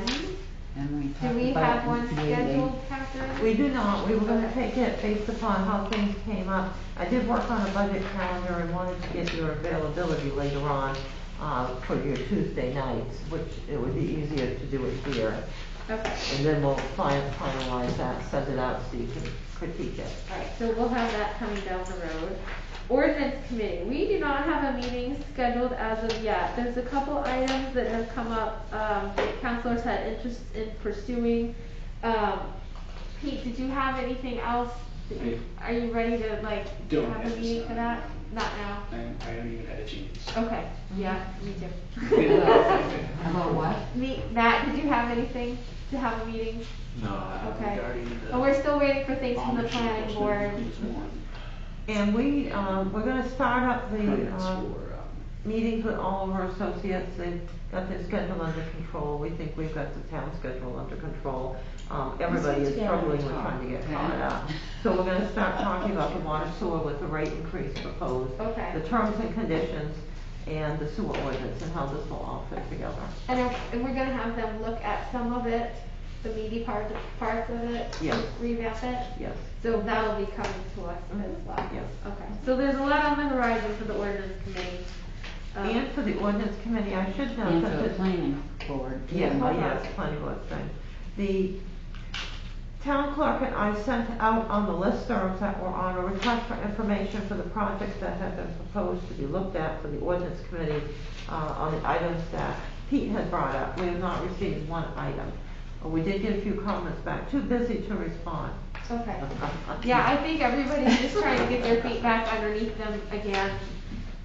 Okay, and then recycling committee, Tim, you guys had a meeting at the end of June? We did. We had a meeting on 6/17. Committee discussed different focus goals for 2020. Donnie Shu came in, he spoke with the committee about the compost action plan, specifically the food composting. He is now currently looking at connecting with Skowhegan to work with their current program, and also toward the Hawkridge program over Unity, which is currently being run by Casella, I believe, to get different ideas. And he's looking into a possible grant, and he's going to contact this Ashley Cycle and look into the cost of having a small dumpster and possibly get a quote, see if this is feasible, and if it is, look at a central drop-off spot. This is all stuff he's working on.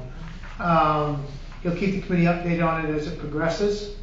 And he also discussed the brush pile. They have accumulated 800 tons of wood brush from that last storm. I'm so glad that's over. And they have they've already gotten 180 tons out of it so far. The organic farmer, Tom Roberts, has taken a lot of it, wood chips, and Donnie's checked with some other farmers in different places in the area to see if we can get rid of some more of that, along with Tom and Yes and Heather. And what about that would be awesome. And I will talk to him about that. And could see if you could sell it too. yes. So like Auchan, places that. Oh, yeah, absolutely. We discussed getting the clips of recycling put on Facebook and different social media to do some clips concerning recycling, and we check into doing this in the schools. The committee discussed the reuse center. Deanna Tilton gave the committee an update on the reuse center and it's now currently down, and what is in it for material things. The committee discussed what opening the facility would possibly look like and how it would work given the current climate of COVID-19. The members that run it and the committee decided that it wouldn't be feasible at this time to open it. Now that doesn't mean it's not going to open later on, but as of right now, in this July, it's not feasible to open it yet up to the public at this time. Committee decided on a two-way approach though for the time being, and one would be that Donnie would coordinate with Deanna, and they'd have a day where his crew would get down and purge the building of all the materials that are in there that didn't go out. Some of that stuff he can recycle up to the transfer station. Some of it can be taken to the Pennywise or Goodwill, or he has connections to things like that. Once that purge has happened, which is going to happen after this first week in July, anytime after that, him and Deanna are going to organize that together. They're going to stick that together on that one. Do we know if Goodwill and places like that are accepting? I know the one in Waterville wasn't. They're still accepting. They are. Some are now, Waterville. as of July 1st, I believe. Yeah. Some, I'm not too sure, but I know after July 1st, some will take them now. Once that purge has happened, they'll allow the reuse center, it'll be completely cleaned and sanitized, so that once it's cleaned and sanitized, then it's ready for business. And then what we'll do is, the second thing he'll do is he'll coordinate a scheduled drop-off for an item if there's a need for it. Say you had a fire in town, somebody needed, I don't know, a kitchen table. Somebody wanted to donate a kitchen table. There's a need for it. We can set up an appointment, go down, take that one item, clean it, put it in. That way the public isn't in it, but at the same time, we can set up a drop-off and a pickup for somebody because the need is always there. So we'll just do it one thing at a time until this COVID-19 is passed enough so that we can open that. At least the committee felt at least that way, if there was a need, a huge need for something, at least we could fill it, which is what we're trying to do. That way it doesn't wind up getting thrown away, plus it's fulfilling a need. The purge will happen, like I said, it'll happen after the 4th of July week.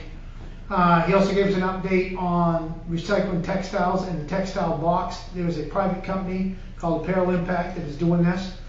And the company is working, I believe, with Catherine through KV Cog. Yes. And the box would be, if it's done, the box would be at the transfer station. And KV Cog would handle all the press releases and all that stuff, so the town wouldn't have to, do with that Yeah, stuff. there'll be 12 towns involved with it, so we asked and they agreed it would be best for them to do the information. Okay. So everybody will match up. This project could start as early as the end of July of this year. That's what they're hoping for, so that would be huge, getting that out of the, Oh, yeah.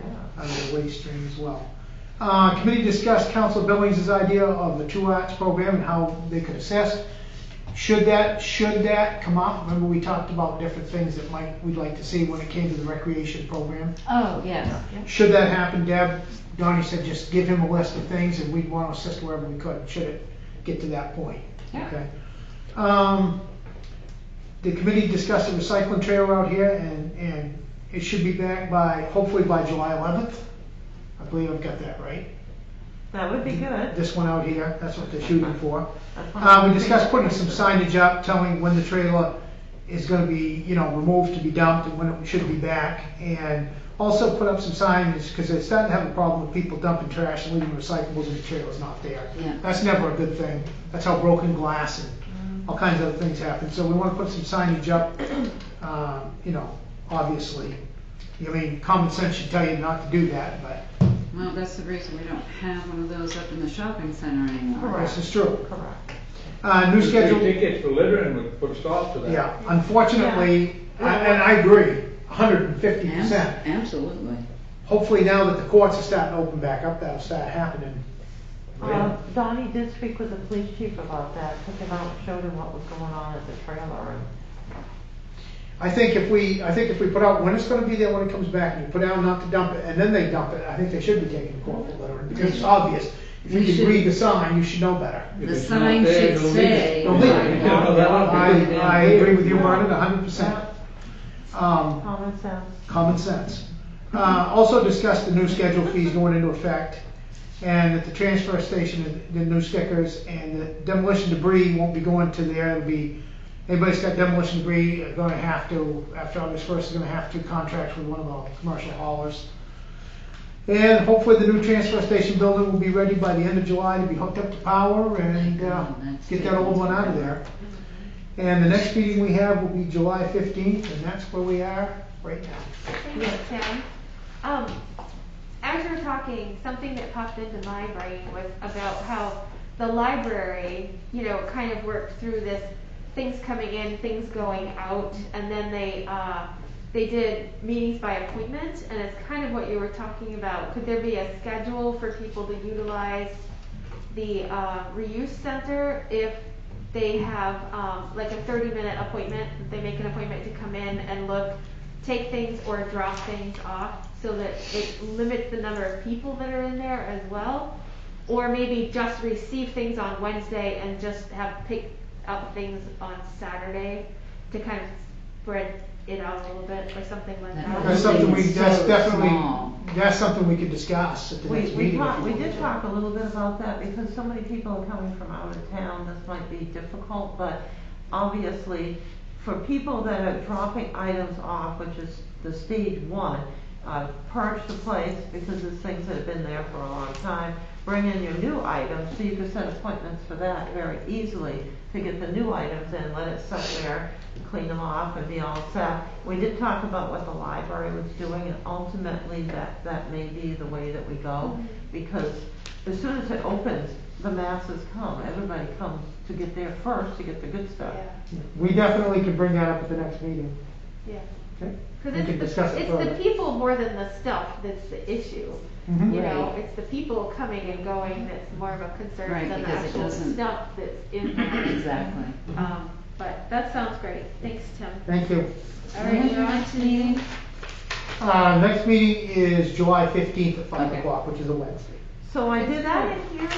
Yes, and that, I was gonna mention, the planning board moved their meeting to July 15th at 7, so we'll need to be 6. out by 6:30. It's Okay. either 6 or 6:30, actually. They're gonna start a little earlier. We'll make a plan to be out by Because- 6 o'clock. I don't see any reason why we can't. Okay, I think they were gonna start a little earlier because they have the 2 large solar projects to review that night. Jan had said something about maybe starting a little earlier. Okay, I will check that out. Yeah. Starting We'll at check the 6:30. time. Hey, Either Ted, 6 or 6:30. Yes. 7 seemed really late to have 2 large projects Yes. to discuss. Well, their meetings are the latest ones that we have. They are really late. Well, this used to be 7 o'clock too, and it just was late. I caught at the end about the demolition debris. So Yeah. there's gonna be no demolition debris brought there? That's what's on the chart. So even if you have a piece of sheet rock, you can't bring it there anymore? Well, I don't know about that, but I'm not Is sure. he That's a talking question you have to, about that's a question you have to ask contract? Don. Sheetrock should go in right in the can. But I mean, wasn't the intent, so like it wasn't large contractors coming? Right, the intent was like if you got,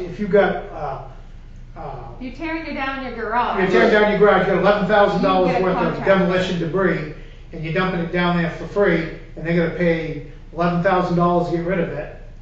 It doesn't, cost-wise, it doesn't make any sense. That's, and not just cost-wise, but other things, but, Yeah. yeah. Right. Whereas the commercial hauler can haul it straight to wherever, Right. I don't and there's a one-time necessarily- charge, and we don't even have to touch it. Yeah, no, I get. I don't get that. necessarily think that's a Yeah, bad idea. let me verify that. The way the chart's written up, there's no demolition debris, but the intent was these, The we intent was get for the- stuck with the houses Large and item, everything. Yeah, if you tear down a barn, tear down a shed, Yeah. like that. But if you get a couch or a chair, you can still bring it in there, or a mattress, or Well, that's That's why, not when he said no demolition, debris, I that's was like, okay. OBW. Yeah, because that wouldn't be considered demolition. Sheetrock just goes in the can. Yeah, we develop new questions every week on this, so. Well, I think it's gonna take some clarification Yeah. to, over Oh, time, yeah, once people yeah. get used to the new system. Mhm. I think it's gonna take some clarification. Yeah, the intent was not to prohibit something little like that. Right, right. If you're gutting the inside of your house, you need a dumpster. Yes. Okay, let's go on to new business. Oh, I'm sorry, Catherine. Yeah. Board and committee updates by town councilors and town manager.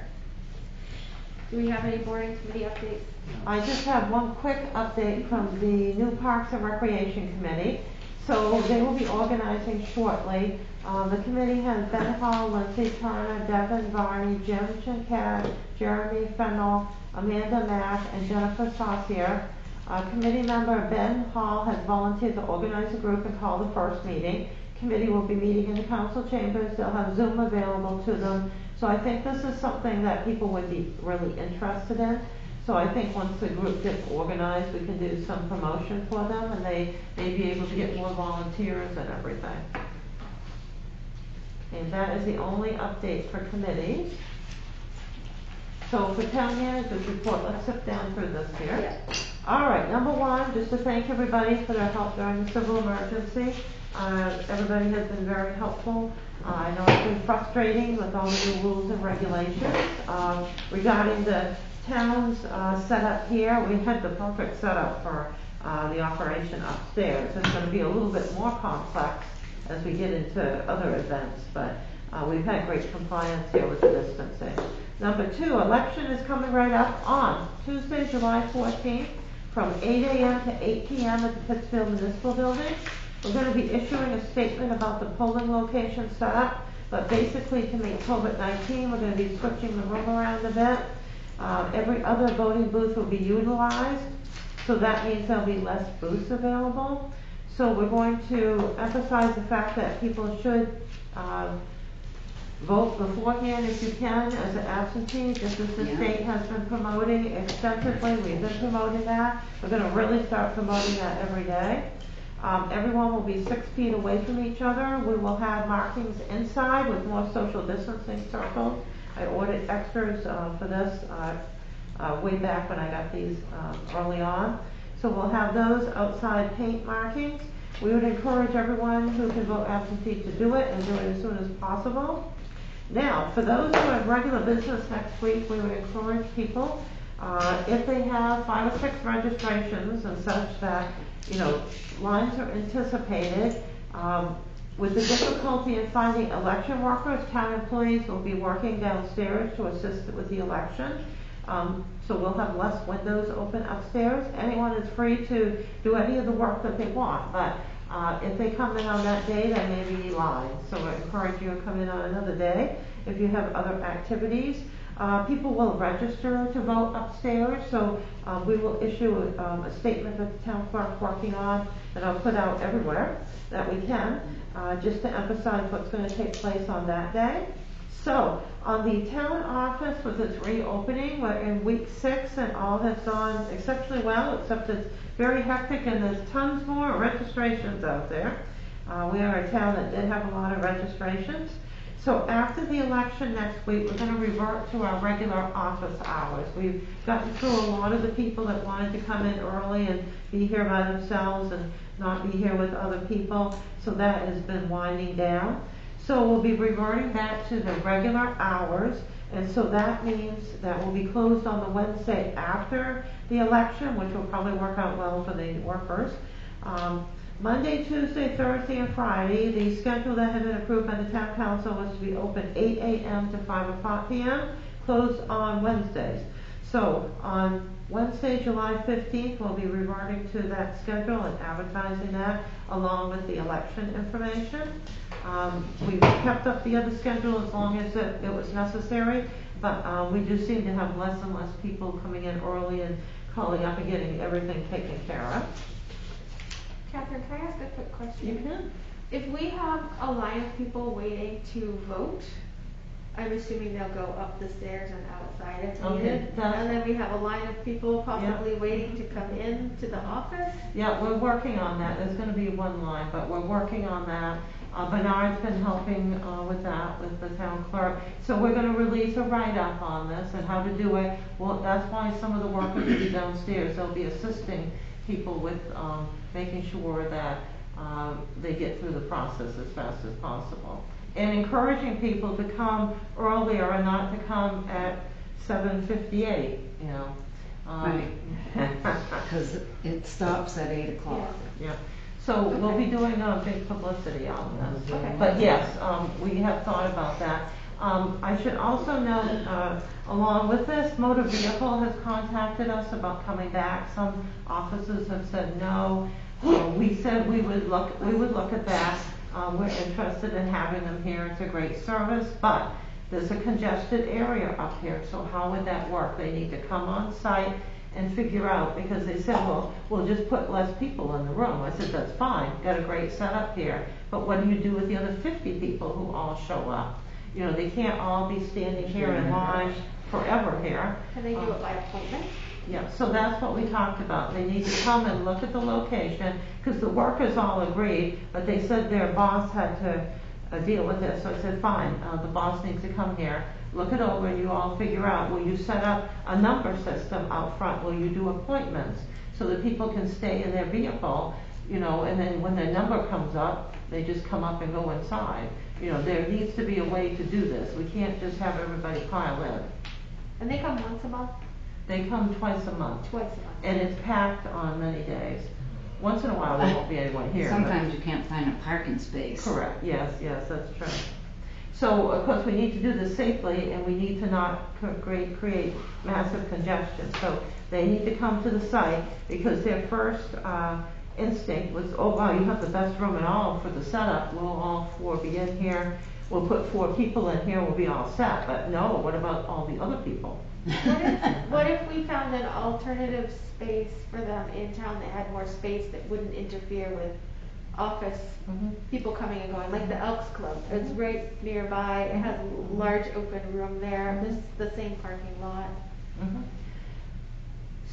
Some of the locations would require money, but we could look and see if there's a place that would allow this. Like MCI now, for example, doesn't allow anyone into their rooms and everything for obvious reason, as well as SAD 53. But there might be a location that we could offer to them to look at, so we can explore that. But we would want them to come on site and figure out how is this really going to work. Yeah. We don't want to lose the motor vehicle capability, because it's wonderful for the citizens, and people come from all around. It's a great service, and people don't like to go to Augusta where it's congested, or up to Bangor, but it has to function so everything else can function. So I just stuck that in there. So number 4, we have a handout on all the online services for the town businesses. update. So all these services have been available online. That's on the Facebook page. It's on the town's website. Also, number 5, a new registration list of all the items that people need for registrations. We've been putting all this information outside in a handout set up so people can pick up things, and sometimes they leave and go home and get items, which has been helpful because then they don't have to get all the way through here. Oftentimes they take them home with them and then do it online, or they take them and then come in. Number 6, the transfer station new fee system. That's been advertised twice in the Rolling Thunder. It'll be in for a 3rd time. 1 week, the first week we sold 70 stickers. So we know there's a lot more people out there, but they regularly are seeing the Rolling Thunder and coming in. And so we've had a few questions develop on the sticker system, because this is the more interesting subject of the year. So we've been working our way through those. Number 7, code enforcement violations. We had sent 2 of the long-standing violations here that the council had voted on to the town attorney. Of course, the court system's all closed down. But we did work our way through them with all the paperwork. They're sitting at the town attorney ready to file. Cases which are 80K are long down in the queue for when the court system opens up. They've been taking just emergency type things now. But they're talking about on August 3rd opening up the court system and the reopening plan to get to the evictions, which is higher up than the 80K. So evictions may head there, so there is concern there's going to be a rush of evictions at that time because tenants haven't been able to pay and the landlords haven't had the money, and so this will probably create a few situations here.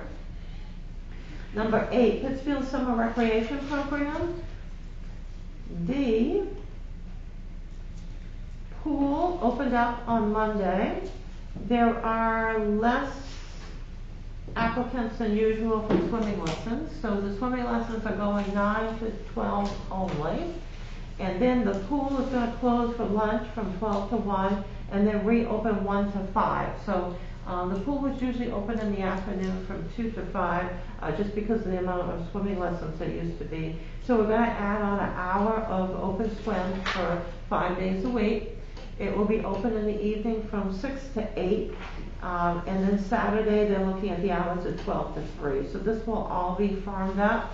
And then it may change based upon the number of people who come. But right now, social distancing was not an issue. There were a lot of people there, but their maximum as determined was 30 people to be there. So they did not get to that, at least on day 1 and 2, but at some point will. They have a very complex setup for a very, I would say, detailed plan on all of the cleaning and everything that they're doing. They seem very well organized, and that's been going well for the 2 days. Number 9 is the Egg Festival window painting contest. We do have a volunteer to do that. It will be taking place later in the summer, not during the traditional Egg Festival time, but it may get more toward the traditional Egg Festival time at the end of the month. So that would be families signing up for each window, and so we're working on that now. Number 10, KB Cod Textile Recycling, that was mentioned under recycling. Number 11, the fire station and municipal building projects has been going really well. The repointing project and the washing, sealing and everything started on June 24th. The workers come nearly every day. They're very good, very nice to be there, very professional.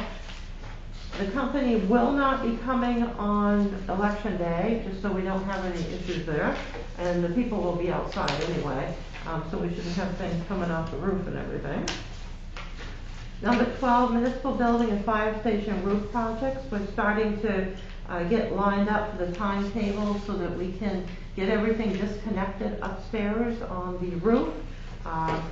And with a timetable of when CO Beck will be here, because we have to unhook everything that's up there so that they can start on this project. So that timeline will be putting together. Number 13 is some de-escalating techniques training That will be provided by MMA. They're starting on that. We'll be signing up for it when it comes back for the video. But they've mentioned how at many town offices there's been a lot of issues regarding COVID-19 and other things and upset customers, and we've been very fortunate. We already have the techniques, and we talk the people down, but everybody will go through that training when it comes up. It's just been difficult at all businesses, I think, in general. And the last item that I mentioned is number 14, Project Canopy Grant for the trees on Main Street, Project 1. Our trees were to be planted by June 30th, so we had the timetable all worked out, and we're going to do a project with the students and everything, and of course COVID-19 came, so that all got put on hold, and our project is based upon the students planting the trees. So I did ask for the longest time frame for the extension that would be possible, and so we have an extension through September 30th. And they would not go any further. And we can do the project by then, but we're going to have to improvise and change it around. And we will not start the project until we know exactly where the right-of-way is on Main Street, because the trees must be in the public way, as approved by MDOT. And so we've been given tips on different trees to purchase. Project Canopy would like us to find some other vendors with other trees that might be more sturdy. Our trees have always lived. We've met the requirements. They start out from the ones we can get. They start out so they're not as buoyant or bigger as they should be, but after like 3 years, they're really good. So they're proposing that we find some other varieties of trees and plant those for that season. Thank you. Catherine, didn't we have a grant that we put in with Bike Maine for bike racks? Yep, we have that one too. Have we heard anything about that? Yep, that one's fine. They actually sent us the money, so I have that. So that's on hold. I've got a variety of little grants, and so everybody has been very flexible on the grants and given extensions and everything because the Main Street project's been pushed back. So that one I have the money on. The Project Canopy ones have the money, so we would have to get reimbursed. Where were the bike racks gonna go? That's what the Main Street Committee was gonna decide. Okay, They would but go- they are gonna be on Main Street, so that would be on hold until the road is done, the sidewalk's Yeah, done. there would be one up by Somerset Plaza. It's to get everybody through town so they can go everywhere. There would be Okay. a number in the Main Street area and then one down in Main Okay. Street Park. When does the Main Street Committee start meeting? That is when the timetable comes in from the Department of Transportation at the end of the week along with the plans. That is what we're gonna work out. They've given us some dates, but we need to stick in some other items, plus a monthly meeting of MDOT and the stakeholders. So that was my idea, and that's gonna be a lot of work, but this will keep the project going, and I think this is necessary. Yeah. So we will have all that, and then we had talked about getting a committee together, but luckily we didn't have them meet because they'd be pretty frustrated to meet and do all the work and then shut down. So we'll start them up when we really know the project's going. Okay. Thank you. Okay, thank you. Are we on to new business then? Resolution 20-74. Resolution 20-74 resolved that the town council appoint Nicole Nicolin as warden and Karen Kelsey, Melody Fitzpatrick, Michael Fiore, and Emily Reed as deputy wardens for the July 14, 2020 state primary / special referendum election, special district 2 municipal election, and MSAD 53 budget referendum. Move we adopt resolution 20-74. Second. Thank you. Housekeeping item, any discussion Yeah. about this? No. Okay, councilors, let's vote on resolution 20-74. All those in favor, please say aye. Aye. Any opposed? Not hearing any, that passes. Resolution 20-75 resolved that the town council approve the opening of absentee ballots on July 14, 2020 at 10 a.m., 1 p.m., 3 p.m., 6 p.m., and 7 p.m. for the July 14, 2020 state primary / special referendum election, special district 2 municipal election, and MSAD 53 budget referendum. I move we accept resolution 20-75. Second. Thank you, Pete. Any discussion regarding resolution 20-75, counselors? I'm just curious, why the different times? It's anticipated there'll be a large number of absentee ballots. They can't open them all at once. We've got a lot right now. They're piled in the safe in an organized fashion here, but there's a lot in there. So they would open them at different times, and it's anticipated, because people can vote absentee that day, that they're gonna pour in that day too. So these are the times, and the best setup that the town clerk could think of, it was better to keep them all on that day. And there needs to be more than one person opening and Correct, recording yes. everything. And if they don't have any at any time, they won't have to use that time. Okay. I think it's like overcautious. Just curious. Any other questions? Okay, councilors, let's vote on resolution 20-75. All those in favor, please say aye. Aye. Any opposed? Not hearing any, that passes. Resolution 20-76. Resolution 20-76, resolved that the town council approve a renewal application for a liquor license for the Tabasco Valley Lodge of Elks at 140 Middle Street, Pittsfield, Maine, 04967. Move we adopt resolution 20-76. Second. Any discussion, councilors? This is just a renewal. They've had Yeah. a license for years. Yes, they've always been very good to work with. If there's anything to fix, they'll have it fixed. Any discussion, councilors? Not hearing any, let's vote on 20-76. All those in favor, please say aye. Aye. Any opposed? Not hearing any, that will pass. 20-77. Resolution 20-77, resolved that the town council approve a renewal application for a special amusement permit for the Sebastopol Valley Lodge of Elks at 140 Middle Street, Pittsfield, Maine, 04967. Move we adopt resolution 20-77. Second. Thank you. Any discussion, councilors? What is that for? Like Yes. Music. like live music or performances. Something they do once a year. They can also sell their poll tickets. Yeah, they, until COVID-19, they're very active. I can actually in the town office hear the music, Friday and Saturday nights. They have bands and wedding receptions and everything. And because it's alcohol with live entertainment or music, they have to have a special permit. So this is a temporary thing, it's, Every year. They get it every year, yeah. So they would have when they get the alcohol license, because they have dancing and music and bands and wedding receptions and all kinds of activities, they always get a special amusement permit with their liquor license. also it covers them for any event that rents the place. Right. Yes, exactly, it covers them. Yep. Any other questions? Not hearing any, let's vote on 20-77. All those in favor, please say aye. Aye. Any opposed? Not hearing any, that will pass. 20-78. Resolution 20-78, resolved that the town council decided a public hearing for the consideration of the new on-premise license for Outland Farm Brewery located at 113 North Lancey Street, Suites 6 and 7, Pittsfield, Maine, 04967 is required, and if not, approve the application. Move we accept resolution 20-78. Second. Thank you.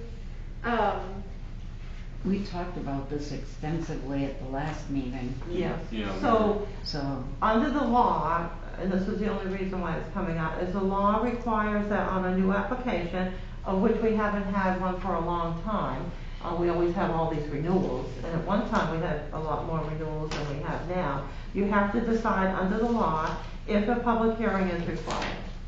And normally if you had people coming from out of town, they had a bad history, or there were problems like fights at a place or something, you would have a public hearing. I'd say no, I don't think we need one for this. I don't think we need them either. I mean, if there's issues, there's other ways of resolving it, and we should know about those issues before anyway. It's usually if you don't know the applicants, and these applicants have Right. been here for a long time. So we can choose to have, To not have to it, not have them. and approve the application. Okay. You can do it in one motion or two. Okay, we've got 20-78 is just deciding, so we can vote on that. Yeah. If the council decides not to, we would vote it down, that they don't need, correct? All right, you're gonna decide if a public hearing for the consideration of the new Need to amend it on-premise then? license is required. So if you decide, no, we don't need a public hearing, So that's what we're then you can voting. do a second motion if you want, and then approve the application. Or you can combine it all together and just say, amend the motion to say a public hearing is not required, and we approve the application. I would, Either way. Tim. I would make a motion that we Combine. adopt resolution, well, we already adopted it, but to include that they do not need an application approval. We don't need that. Public We don't hearing. need a public Saying, hearing, but we don't need a to- public hearing. Time. Too many voices here. Okay, so they do not need, we do not need to approve the application, whatever what you said. Public hearing, We don't need a public No, we don't hearing need on this. We Yeah. approve the application as presented. yes. Yes. That's what I meant to say. All right, Tim has made an amendment, I'll second that. that we do not need to have a public hearing, and that we will approve, And we should The combine license. these two. and Matt second. All right, counselors, all those in favor of the amendment to open discussion, please say aye. Aye. Any opposed? Okay, so amended resolution is now up for discussion. The Hollands are here. Do you have any questions for the Hollands? They've had it there, they're doing well, they've always been very cooperative with us, and I'm glad they're there. I don't think we need a public hearing. No. Okay, that's in the, yeah. So the only question I have is, last meeting, we approved a temporary for your outdoor venue. Correct. So is this looking to get a permanent for your outdoor venue? This has nothing to do with the outdoor itself. Nothing to do with the outdoor itself? This is simply an application with the State Liquor Department to receive our restaurant license, which would allow us to serve food in whatever capacity that the health department determines. And in doing so allows us to serve any wine or other malt flavored beverages in addition to those that are approved under our manufacturer's Okay. license. So when we had talked over the internet, Yep. you mentioned that you were gonna be coming back to look at getting a permanent No, outdoor arrangement, or? we were discussing, I was referencing this application.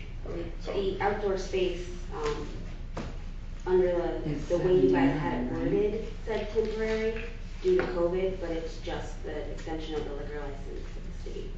it simply, what we had approved last time was an extension of our premises to allow consumption outside. Obviously, if the town has other issues with the area, we're approved with the state to continue to use Yeah. that going forward, but. Yeah, I personally didn't have an issue. The only concern that I had was, it was temporary, so you had like a roped off area, which to me would be fine for a temporary situation, but if it was gonna be a permanent situation, I would think they would need to be more stabilized fencing or secured, be more secured if it was gonna become a permanent thing. So all the state, or all the liquor says is, I could read you the whole thing where to find it if you want, but, except that's provided in all these other paragraphs. A licensee for the sale of liquor to be consumed on the premises where sold may not personally or by an agent or employee sell, give, furnish, or deliver any liquor to be consumed elsewhere than upon the licensed premises or non-contiguous real estate that meets the conditions specified in subsection 9. The service and consumption of liquor must be limited to areas that are clearly defined and approved in the application process by the Bureau as appropriate for the consumption of liquor. Outside areas must be controlled by barriers and by signs prohibiting consumption beyond the barriers. They do not go into any specification on what that needs to be, as long as there is a physical barrier. And we are required to have the signs that says no alcohol beyond this point, and we need to have at least one employee monitoring that area to make sure that people are staying within those bounds. So. It's pretty standard for brew tap rooms, if they have outdoor dining, to have either like a chain going from barrel to barrel or stand to stand or a rope or something like that. That's pretty much what most of the ones down in Portland have, delineating their spaces, because it's usually just the area outside the parking lot. But it's usually an establishment though, this actually buildings and furnishes other. Well, this is, so they have an existing brew tap room that allows, Yeah. brew tap room license that allows them to serve their own products. And this restaurant license allows them to sell other products as well. Otherwise, they would be limited just selling their own products. That's what this is specifically doing. Exactly. So it opens up the opportunity for them to Yep. support other businesses in town, like the Eagers Den Meadery. They can serve their products. Yep. As well as like Winterport Winery or other area businesses to be able to support them. Yep. Okay. Okay. And it enhances their business as well. So, you know, if you have somebody in your party that can't drink beer, they can have soft drinks and they can have other items that, you know, everybody can consume. Yep. Just to add to what you were asking, not anything to do with that, obviously. It's our goal, since it is just a temporary outside area, that we be able to reopen the parking lot for the other businesses throughout the week. There's no sense in taking up that area. Or, Oh, so it's not up there all? no, we're taking it down every night. Oh, okay. So, and it's only put up when we're using it. Oh, okay. Yeah. That's why we don't have a permanent barrier Yep. on the parking lot, Oh, okay. to allow for drive-through truck deliveries, things Yep. like that. And is the goal to eventually move the business? Yes and no. Okay, At this time, no. okay, There will be things in the future on the farm. that's what I was thinking. But we don't foresee closing that downtown tap room Okay, ever. okay, great. We really are hopeful that it's a really good addition to downtown. It's a nice location. It is. Counselors, any other questions? Anything else you want to add before we vote? Any questions you have for us?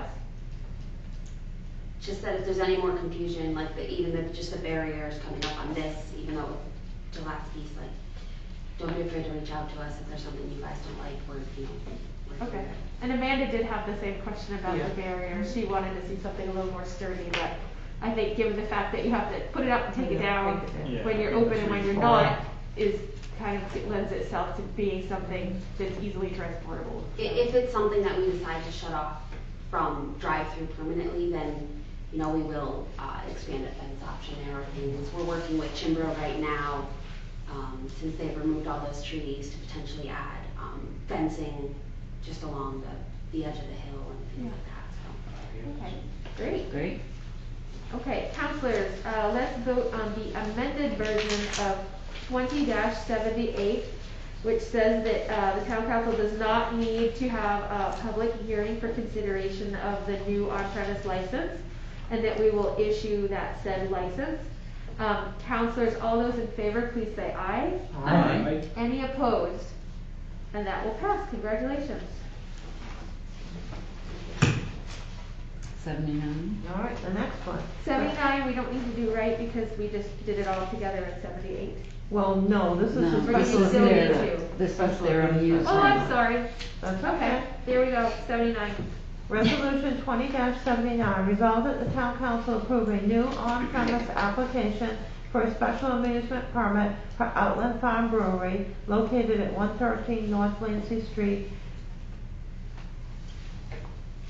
6 and 7, Pittsfield, Maine, 04967. Move we adopt resolution 20-79? Second. Thank you.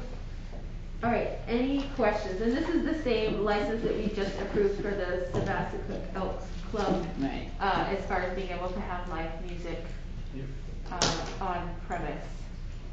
Cool. So did you have any Some plans place to for go where you that? can actually socialize.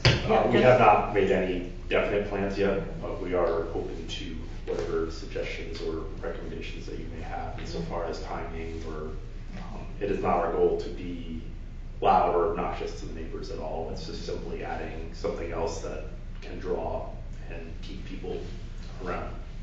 The tap room closes, our hours right now are 8 o'clock at night.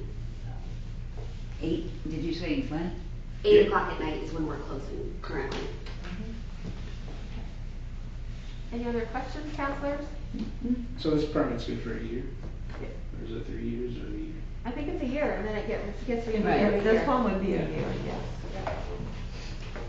Yeah, the Broken Putter has the same permit Yeah. as the Elks Club and Yeah. anybody else that has live music. I mean, you could have a juggler there and it would be considered what? Special Amusement or something like that, so. Okay, all those in favor of resolution 20-79, please say aye. Aye. Any opposed? Not hearing any, that will pass. We're on, congratulations again.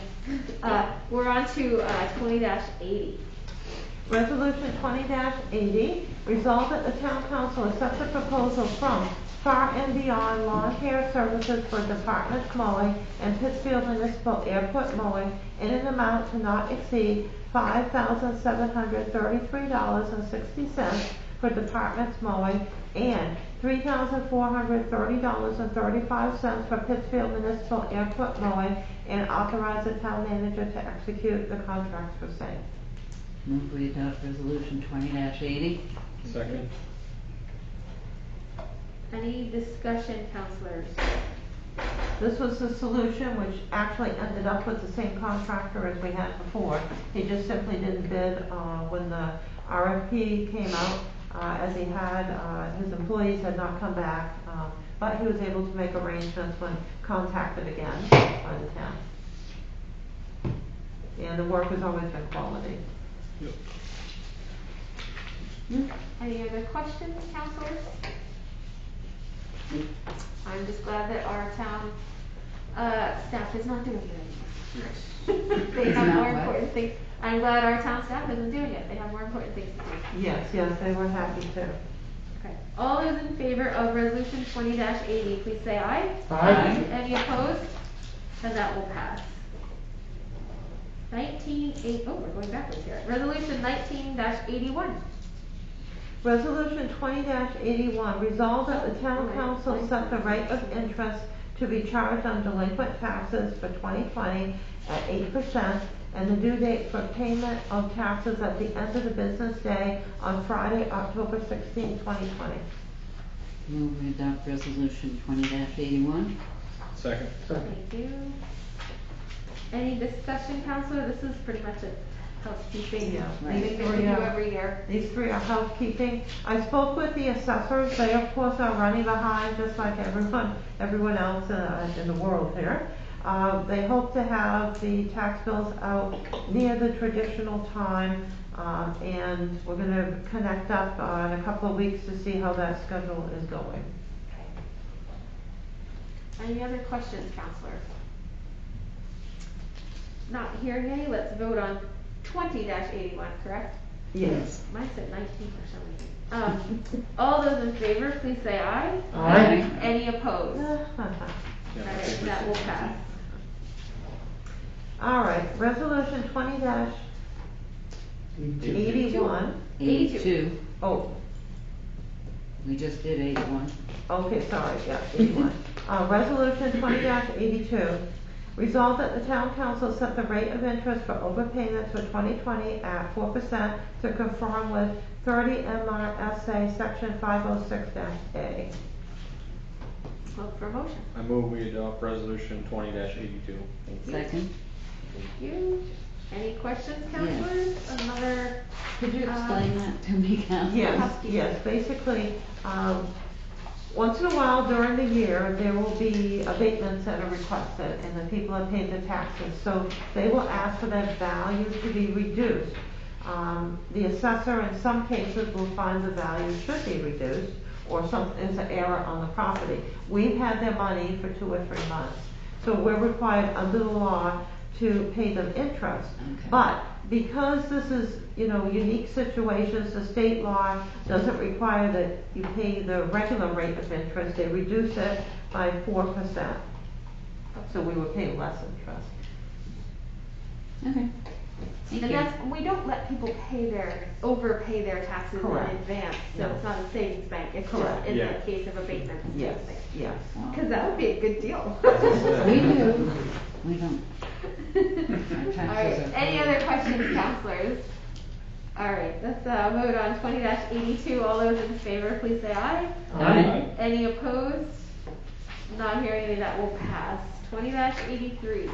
Resolution 20-83, resolved that the town council authorize the tax collector / treasurer to accept payment or decline prepayment of taxes not yet committed or received prior to the due date and pay no interest thereon in accordance with 36 MRSA Section 506. Move we adopt resolution 20-83. Second? Thank you. Questions? So this allows for the tax payment plan so that we don't end up having to pay any interest on the money that's coming in prior to the due date. So they can make payments ahead of time? Correct. But They we're make not paying payments interest on it each- because it's not actually due. Right, they make payments each month, so they're making payments ahead of time until the payment in November and December, in which we charge them no interest. Any questions, counselors? Okay, let's vote on 20-83. All those in favor, please say aye. Aye. Any opposed? Not hearing any, that will pass. Discussion items. There are no specific discussion items. The due date for the agenda items was on the last day of the month, so of course the finances were not reconciled or even closed off. Reports. Audience, any reports tonight? Last meeting you had, you voted on not using the bathrooms at the Little League Park.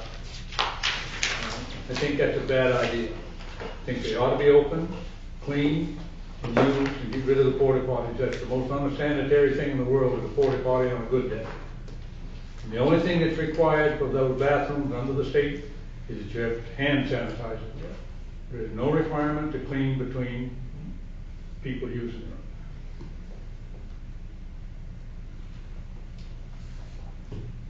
So I wrote a note regarding what we found out with the bathrooms. Obviously, when we were told we would not be having the restrooms used for any of the activities at the parks, and we would not give up the keys.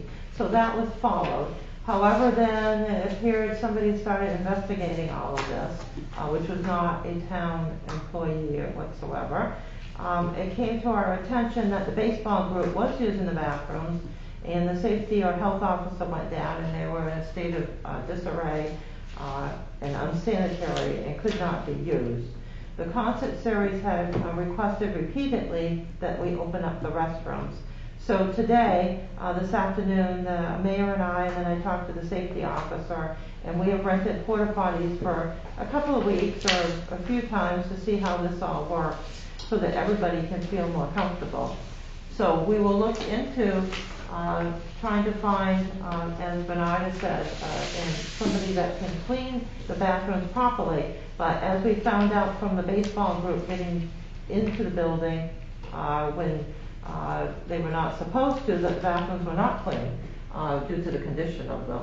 So it's very hard for volunteers to do cleaning, and it's very hard to find anybody to clean the restrooms. This is I have someone who will clean them. Yeah. So why is it hard for these people that are using them to clean them? Right. They don't. That's my- Or They Really? don't do it because nobody's ever made them do it and held their feet to the fire and said, And then how if do you you use them, make- you're out. How do you make them do it? Sit there and watch the game?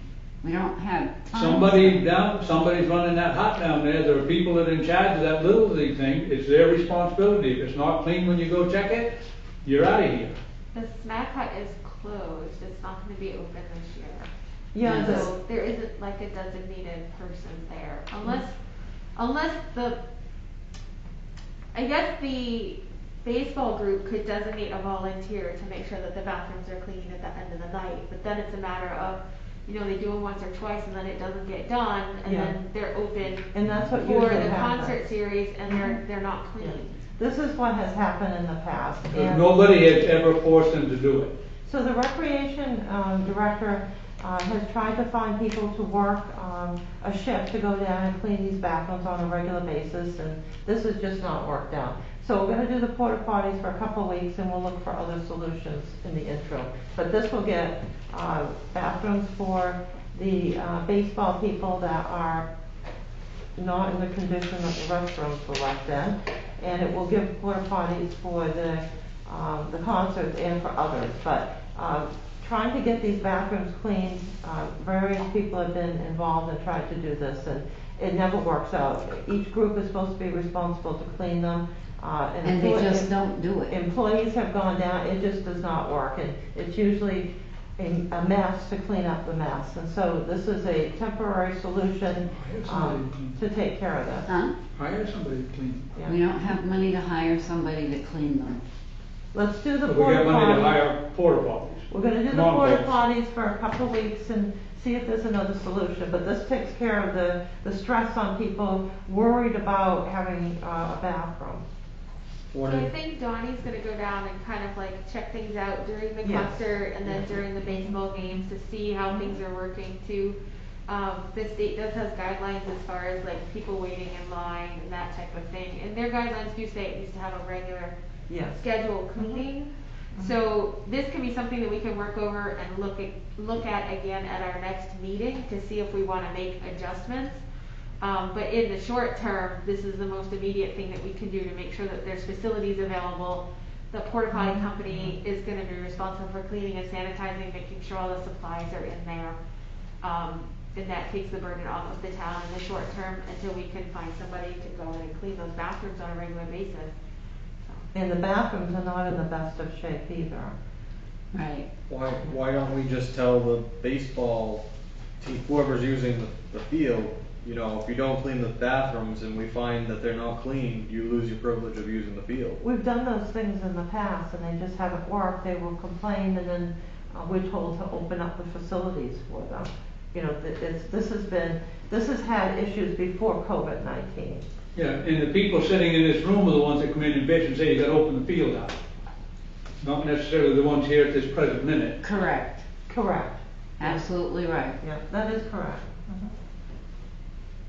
So we'll do porta potties for a couple of weeks. It gets the stress off the situation. We won't have people running around talking to all kinds of people concerned about this. And in the interim, we will see if Bernard has a lead on somebody that will do this. We go over the requirements and see if we can get this worked out. Maybe get another solution. And if there's actual facility repairs that need to be made Yeah. in the meantime, then let's Yes. get Steve in there to assess that. Correct. Get them cleaned, get Steve in there to assess it as buildings and grounds. Let us know what that all needs to be done in order to make them, you know, sanitary and clean. If there's actual physical issues with the rooms themselves that need to be fixed before opening them up. Cause they've been sitting too, they've been sitting all winter long. So has the snack shack. So that might need to be looked at to make sure that there isn't remnants of anything in there as well if it's all locked up in this hot weather. So, but in the short term, there'll be porta potties for the concert on Thursday night. There'll be porta potties available for the baseball, and then we'll work through all the rest of this and we can take another look at it at our next meeting on the, what is it, where's my Yes, calendar? and we might have a solution beforehand and then Right. just take care of that. Right. So, in the media, this is what we can do right off. But I will say that this is one of the items that a Parks and Recreation Committee that actually meets can address Right. with rules and regulations to keep things in order. Anything else, Bernard? Thank you. Counselors, Matt, do you want to start us off? Oh, we got one We more. have- Oh, I'm sorry. That's Yeah. all right. Well, my name's Ethan Beach. I've spoken to town council a few times over the past years. I'll keep it short and sweet. I am a Pittsfield resident, small business owner. I own a dispensary down in Waterville, and I'd like Pittsfield to start the motion to opt in to the main adult use marijuana program for at least cultivation, because I would like to convert the empty barn space and some empty land that I own here in Pittsfield to suit that business. What kind of benefits would you offer the town to do this? Well, I don't really necessarily think the town needs benefits. There'd be some increased tax revenue. We'd be creating a few jobs. Adult use cannabis is probably going to be one of the top economic drivers in the state within 5 years. I'm also not talking about retail here, so no sales, no advertisements, nothing like that. I mean, essentially the outside and exteriors of these buildings would look the same as they do now to all passers-by. I'm a small business owner. With the state's choice to not enforce the main residency requirement in this industry, which I think is a bad choice, it puts me up against huge corporations with millions and millions and millions of dollars to come and take my little slice of the pie on something that I've been working with and in the main industry for a long time. So just to dovetail that, what do I offer the town? I think what is the town going to offer me here? You know, this is a business just like any other business. I drive down into town here, it says certified business friendly. I kind of see no reason why this wouldn't be a good fit. I definitely could understand why retail is not a good fit for Pittsfield, but as far as cultivation and manufacturing, which is the production of edibles, seems like a no-brainer. So what currently is stopping you now? Like, for all we know, you're already doing it, you could be doing it in your barn. And right, well, that's perfectly legal for me to do it in my barn as a medical marijuana caregiver in the state. What is stopping me from being able to take part in the adult use marijuana program would be that there is a municipal approval contingency. So I can apply to the state for a cultivation license. Then I would need to come back to the town, get approved for said cultivation license, go back to the state with that approval, and then I am granted said license for 1 year. This is one of the most heaviest regulated industries in the state. It leaves little wiggle room for bad actors in the industry. Security, we have to have 45-day video storage recording of every square foot of the premises. You know, I mean, that's a huge cost for us, and I would wonder if there's many other industries in our state that are even held to any sort of that standard, you know?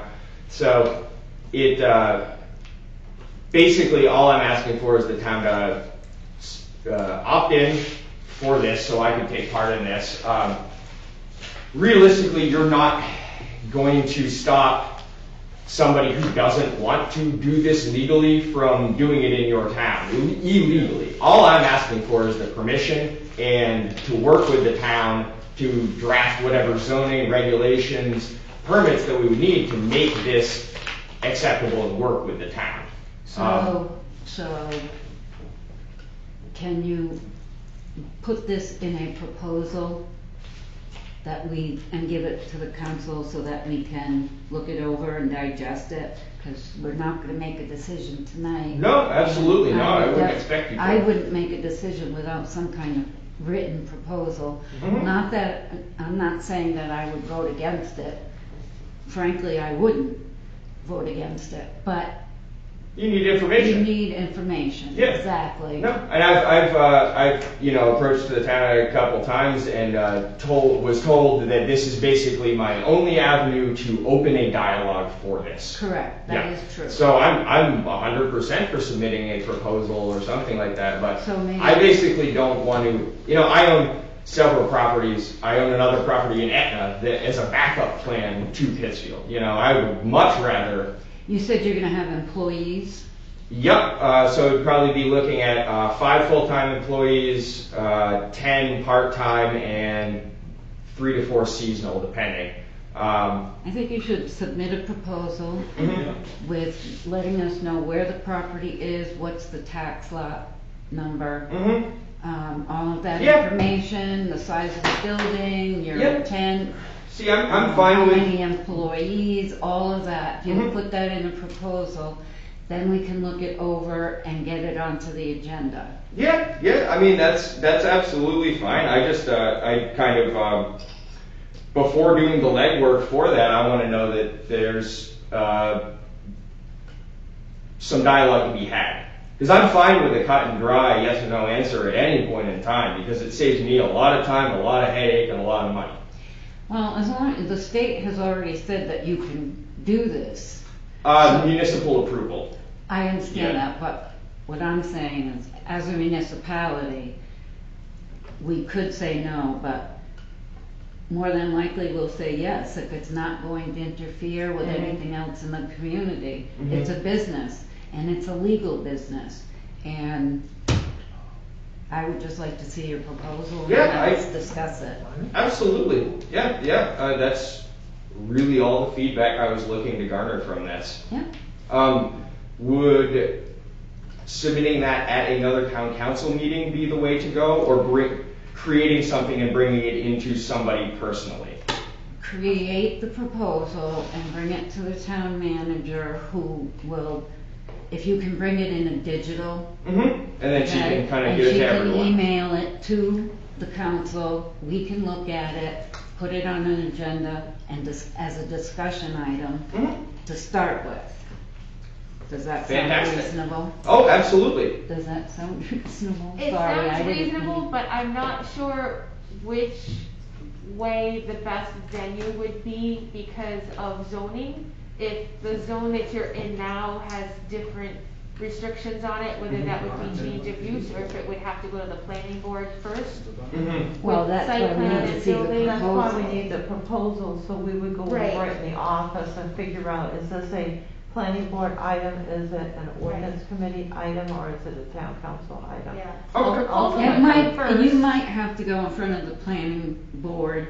Eventually, the approval would come from the council, Mm-hmm. I think, on In the end, Item like this if we at have the to very change the end. zoning, Yeah. But to start with, if you put together a proposal, providing us all of the information that we would need, some of which has been discussed, Mhm. and submit that to the town manager in a digital format so she can email it to us, and we'll look it over and make a decision about when it can be put on the agenda for discussion. Mm-hmm.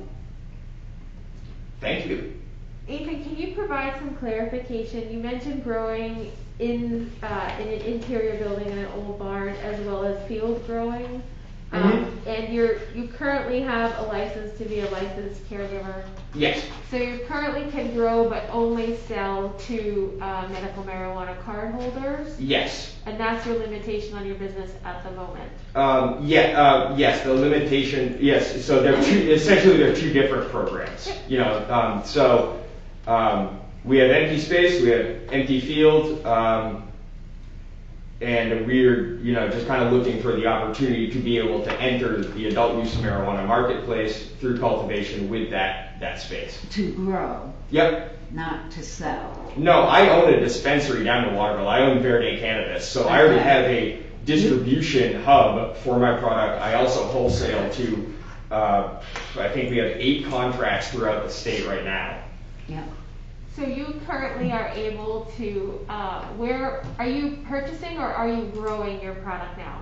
We grow and I purchase from other vendors for my dispensary because There's all we different can't keep kinds. up. We're So quite you act as a busy. distributor as well as a Yes. producer? Yeah.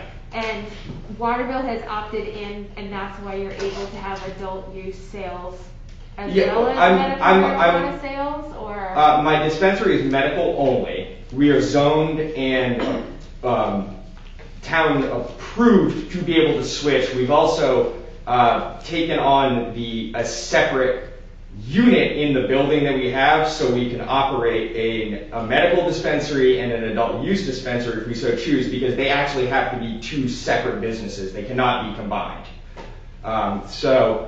We are not in the recreational or adult use marijuana business right now because that would be completely illegal. We are medical only, medical card holders only, and medical businesses only. This is all about jumping through into the next stage, which would be adult use. And how many acres are you looking to cultivate outside? Oh, it would not be acres. I would be looking, if we could get something like this approved through the town, I would look for indoor cultivation space and then greenhouse cultivation space. So no direct outdoor, no large acreage. I mean, tier 3 is what I have based most of my plans around, and tier 3 is up to 7,000 square feet of canopy space, which is far under 1 acre. So you're looking at putting up greenhouses in addition to the barn space that you have? If greenhouses would be permitted, yes. We would like to go that route because it's a far more environmentally sustainable way to produce any crop, really. Well, we won't know that till we know where your property is and. Well, there's no permitting required for greenhouses, so. Oh, there isn't? No, Good. well, you can't insure them, so you can't get like a building, there's no building permit required for greenhouses. Okay. I didn't know that. What do you fall under, like agricultural, like farm land? So we'll need to go over all I this. think This that's- is- I think probably putting the wagon before the horse Yeah, or I- whatever, you know. Put the But proposal together. Definitely your proposal needs to come through Catherine's office. okay, And she can talk with you about where the disposition of that needs to be based on what the information you provide is. okay. Whether it needs to go to planning board, whether it needs to go to the ordinance committee, or Mhm. whether it needs to just come to the council. My gut feeling is it needs to go one of those other committees first. I don't think that the council needs to have a discussion to decide to Right. send it to one of those other committees. Mhm. It's just based on that information, it would go to one of those other 2 places. And then they might send it back and forth before it comes back to the full council. But this isn't something that's gonna happen tomorrow. No, It's no. going to take, I would say, a couple months. At least. Yeah. Because our planning board's dealing with Yeah. solar projects and whatnot, so, Mhm. um, All I'm looking for is to, kind of open up the dialogue here, Right. and this is even being asked to submit any sort of proposals further than we've kind of all gotten Right. in the past. Now with the state actually having all their rules, having all their laws drafted and everything, there's much more information for me to be even able to give you guys to look at. and so. I think that was the big hurdle last time you came to Mhm. talk to us. We had our moratorium that we kept upping, Mhm. and then we finally put it in place, or maybe we didn't have to. Well, you don't really need one now The because state you finally can changed opt it to in. opt-in Yeah, instead. exactly. So I think that was the big hurdle before, is that there were so many unknowns that they hadn't even written any of the rules yet. Right. And so now they kind of sort of have it They figured kind of out. sort of. Yeah. I think they're still working on part of that. Some of it, I mean, if you go onto the main OMP website, Office of Marijuana Policy, there is a substantial amount of information on there right now for towns and for businesses applying. Okay, so we'll be looking for a proposal from you at some point in time to Catherine, and then Catherine can let us know what the status is of that at a future meeting and where it's going to go from there. That sounds great. I really appreciate just being receptive to it and giving me a chance to talk. Thanks for coming in tonight. No, thank you guys. Have a great rest of your evening. Thank you. Okay, counselors, Matt, No report, thank you. Jim? No report this evening. Heather, I've got to leave because I gotta be to work at 10 o'clock. Yes, sir. Okay. Safe driving. You might be all set here. Yeah, I guess we're wrapping up. Pete, you got anything? No report. Good? I do. I have some comments to make. First, I'd like to, and I sent an email, but I'd like to say it out loud. I sent an email to Catherine, and it said, "You, Bernard, and Donnie have done a superior job handling all the COVID responsibilities." This is in response to her letting us know about the Maine Healthy Grant. I said this grant is but one example. We as a town should be thankful and grateful. I know I am. So I wanted that to be in the record.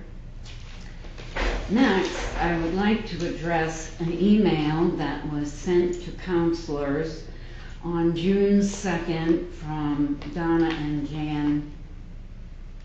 How do you say it? Lux? Yep. Is that how you say it? Yep. Okay.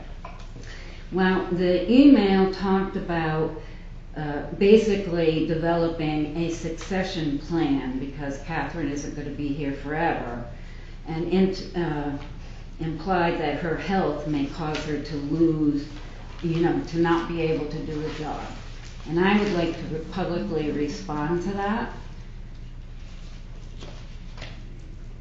In response, this is my opinion, not necessarily the opinion of the council, that this is not the time to start new projects such as he is suggesting. We have so much on our plate right now, trying to balance our current budget because of COVID-19. We're working with the planning board about fixing zoning to allow for housing development. We need new commercial land since the industrial park is full. We're trying to pay attention to the comprehensive plan. We need to start planning for the budget for 2021. And finally, the mess with the police department. Our town manager is going nowhere at the moment, or for that matter, not even in the near future. We don't have time for this foolishness. We need to be doing the work of the town, as all of the town boards should be doing.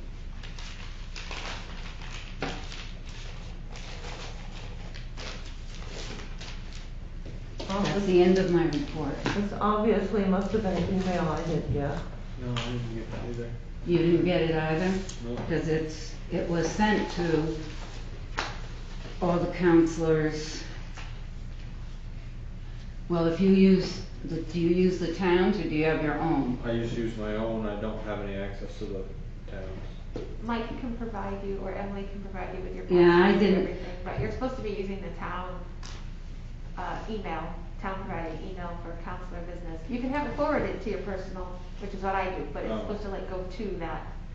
No, I have my Repository. email is listed on the website, my personal email. If people don't I'm want to only use gonna it, manage one email account because there's too much to do. if Yeah, people okay. don't want to use it, we haven't made them use it. Okay, well, the council made a decision a couple years ago that they did not want to be using their personal emails because of the issues around having emails subpoenaed or requested for freedom of information.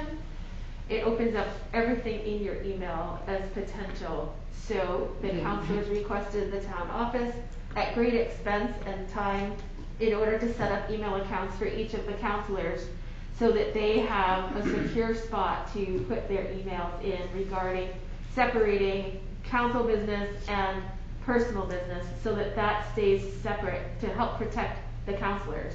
And So I would encourage you to use those because it's something that the town has invested in order to provide you with a secure place for your council emails to be coming and going. I'd love to, I just don't have the login credentials to do so. Yep, Michael can give it to you because he set the system up. So Okay. just let him know, what is it, admin1 is Michael's email at pittsfield.org? Yeah, we can provide that to you. Some councils have made it clear they are not going to use it. I am one of them. Okay, well, it's there I have and my that's the email, I reasoning. guarantee you my email is very secure. It's there and that's the reasoning behind it is that. And if it's somebody secure wants my place. email, if there's a freedom of access to information, I have no problem opening my email to I'm anyone. just telling you that it was set up and that's why that was the reasoning at the point of doing it at the request of the council at the time. Are you all set, Deborah? Yes, I know, that's the Okay, end of my thank you. report. I just have a couple things. The first thing, I was absolutely delighted to notice that we have flags up on Main Street and Somerset Ave. And they Yes. look great and very cheerful, even though we didn't have a 4th of July parade or anything. I think it really shows a little bit of Spirit. So I was very happy to see those. I think it's been a couple years since they've been up. So They went up for Memorial Day. for Memorial Day. Yeah. Well, they're looking very busy. Yeah, they got behind, 1 year and put them up after Memorial Day. Yeah. So we had it this year. Yeah, they look great. Haven't done yours yet? I have. Sidewalk crossings, on the other hand, look horrible, and there's no paint on any of them. And I feel like, we're encouraging people to be out and about at the concert series and, walking over to the brew tap room. And I feel like it's a safety issue not to have any paint on any of these crosswalks. If kids are going back to school in September, we need to make sure those crosswalks are marked. They have purchased the paint. Okay, we need to get it on the ground, on the paint. And even down by A&E, that crosswalk there is completely gone. They're There's just nothing well there. aware, they're well aware of that. Yeah. Well, we're talking about roads. There was patching on Route 100 today. Not nearly enough, but there's some. So that was good to see. The garden club is doing a wonderful job. The gardens look absolutely beautiful, even with this drought. Everything's green and flowering and bright and cheerful. So I just want to acknowledge the work that the volunteers are doing in town for the garden club, as well as the concert series. They had their first concert last week. It was moved from rain from Thursday to Friday night, but they had a good turnout and everything went well. So we'll be looking for another progress report this week after having porta potties available to see how that went as well. Just to be really quick, closing the theater is something that we've talked about off and on for, I want to say, maybe 6 years. And it's regrettable that it's come to this, but I think in our heart of hearts, I think we all knew it was going to come to this, and we fought it as long as we could. But, like Deborah said, our budget is not going to allow us to spend $35,000 on something like that for next year. So we're going to have to make some decisions about what to do with the building going forward, and how to treat it over the winter if it is not purchased by another entity. Yeah, I'll work with the staff on that. We'll go through all the bills. So far, we just have had, and I was going to bring this up if we hadn't discussed this to this extent, we have our first big bill coming for an item, but up to this date, these are all been minor items we would have paid anyway, especially with the anticipation that the 50 people allowance might have been, increased on July 1, because there was talk about that. Right. And congrats to Outland. I know they had a really fantastic first weekend. Their drive-up pickup has been going really well. I think it's a great addition to the downtown. Give us a little bit of a nightlife and someplace for people to go when they put the kiddos to bed at night. They can go out for a beer and sit and talk like adults. Well, this has been a difficult project for them because there are so many items they have to. It has been. They But have they're been. in a place that really isn't traditional either. Right. For They something have like really that. persevered through a lot of challenges to get this business up and running, and a lot of reiterations of the business to get it to where it is. And I think that, Heather and Mike are a great addition to this town. And they've been, Heather's been critical in the Pinnacle and getting the ski club up and going and doing things like that too. So it's not just bringing their business to town, they've really They affected the brought town in themselves other to ways. town. Yeah, and in the Good. larger farming community, they've also really taken an active role in that as well. So, great addition. They were one of the families or the couples we were the most impressed with, because when a lot of people will come beforehand to meet with the town to check over things and go over the assets and everything and then move in. But they asked really good questions. Yeah. And they were very focused on the land, the community, and the school system. Yeah. So, that's all I have this evening. Okay. Would anybody like to make a Move motion? we adjourn? Second. Thank you, Deb. All those in favor? Aye. We are adjourned. And I have to sign those.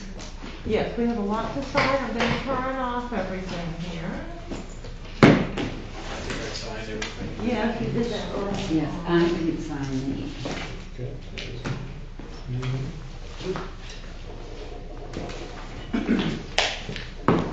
Heather.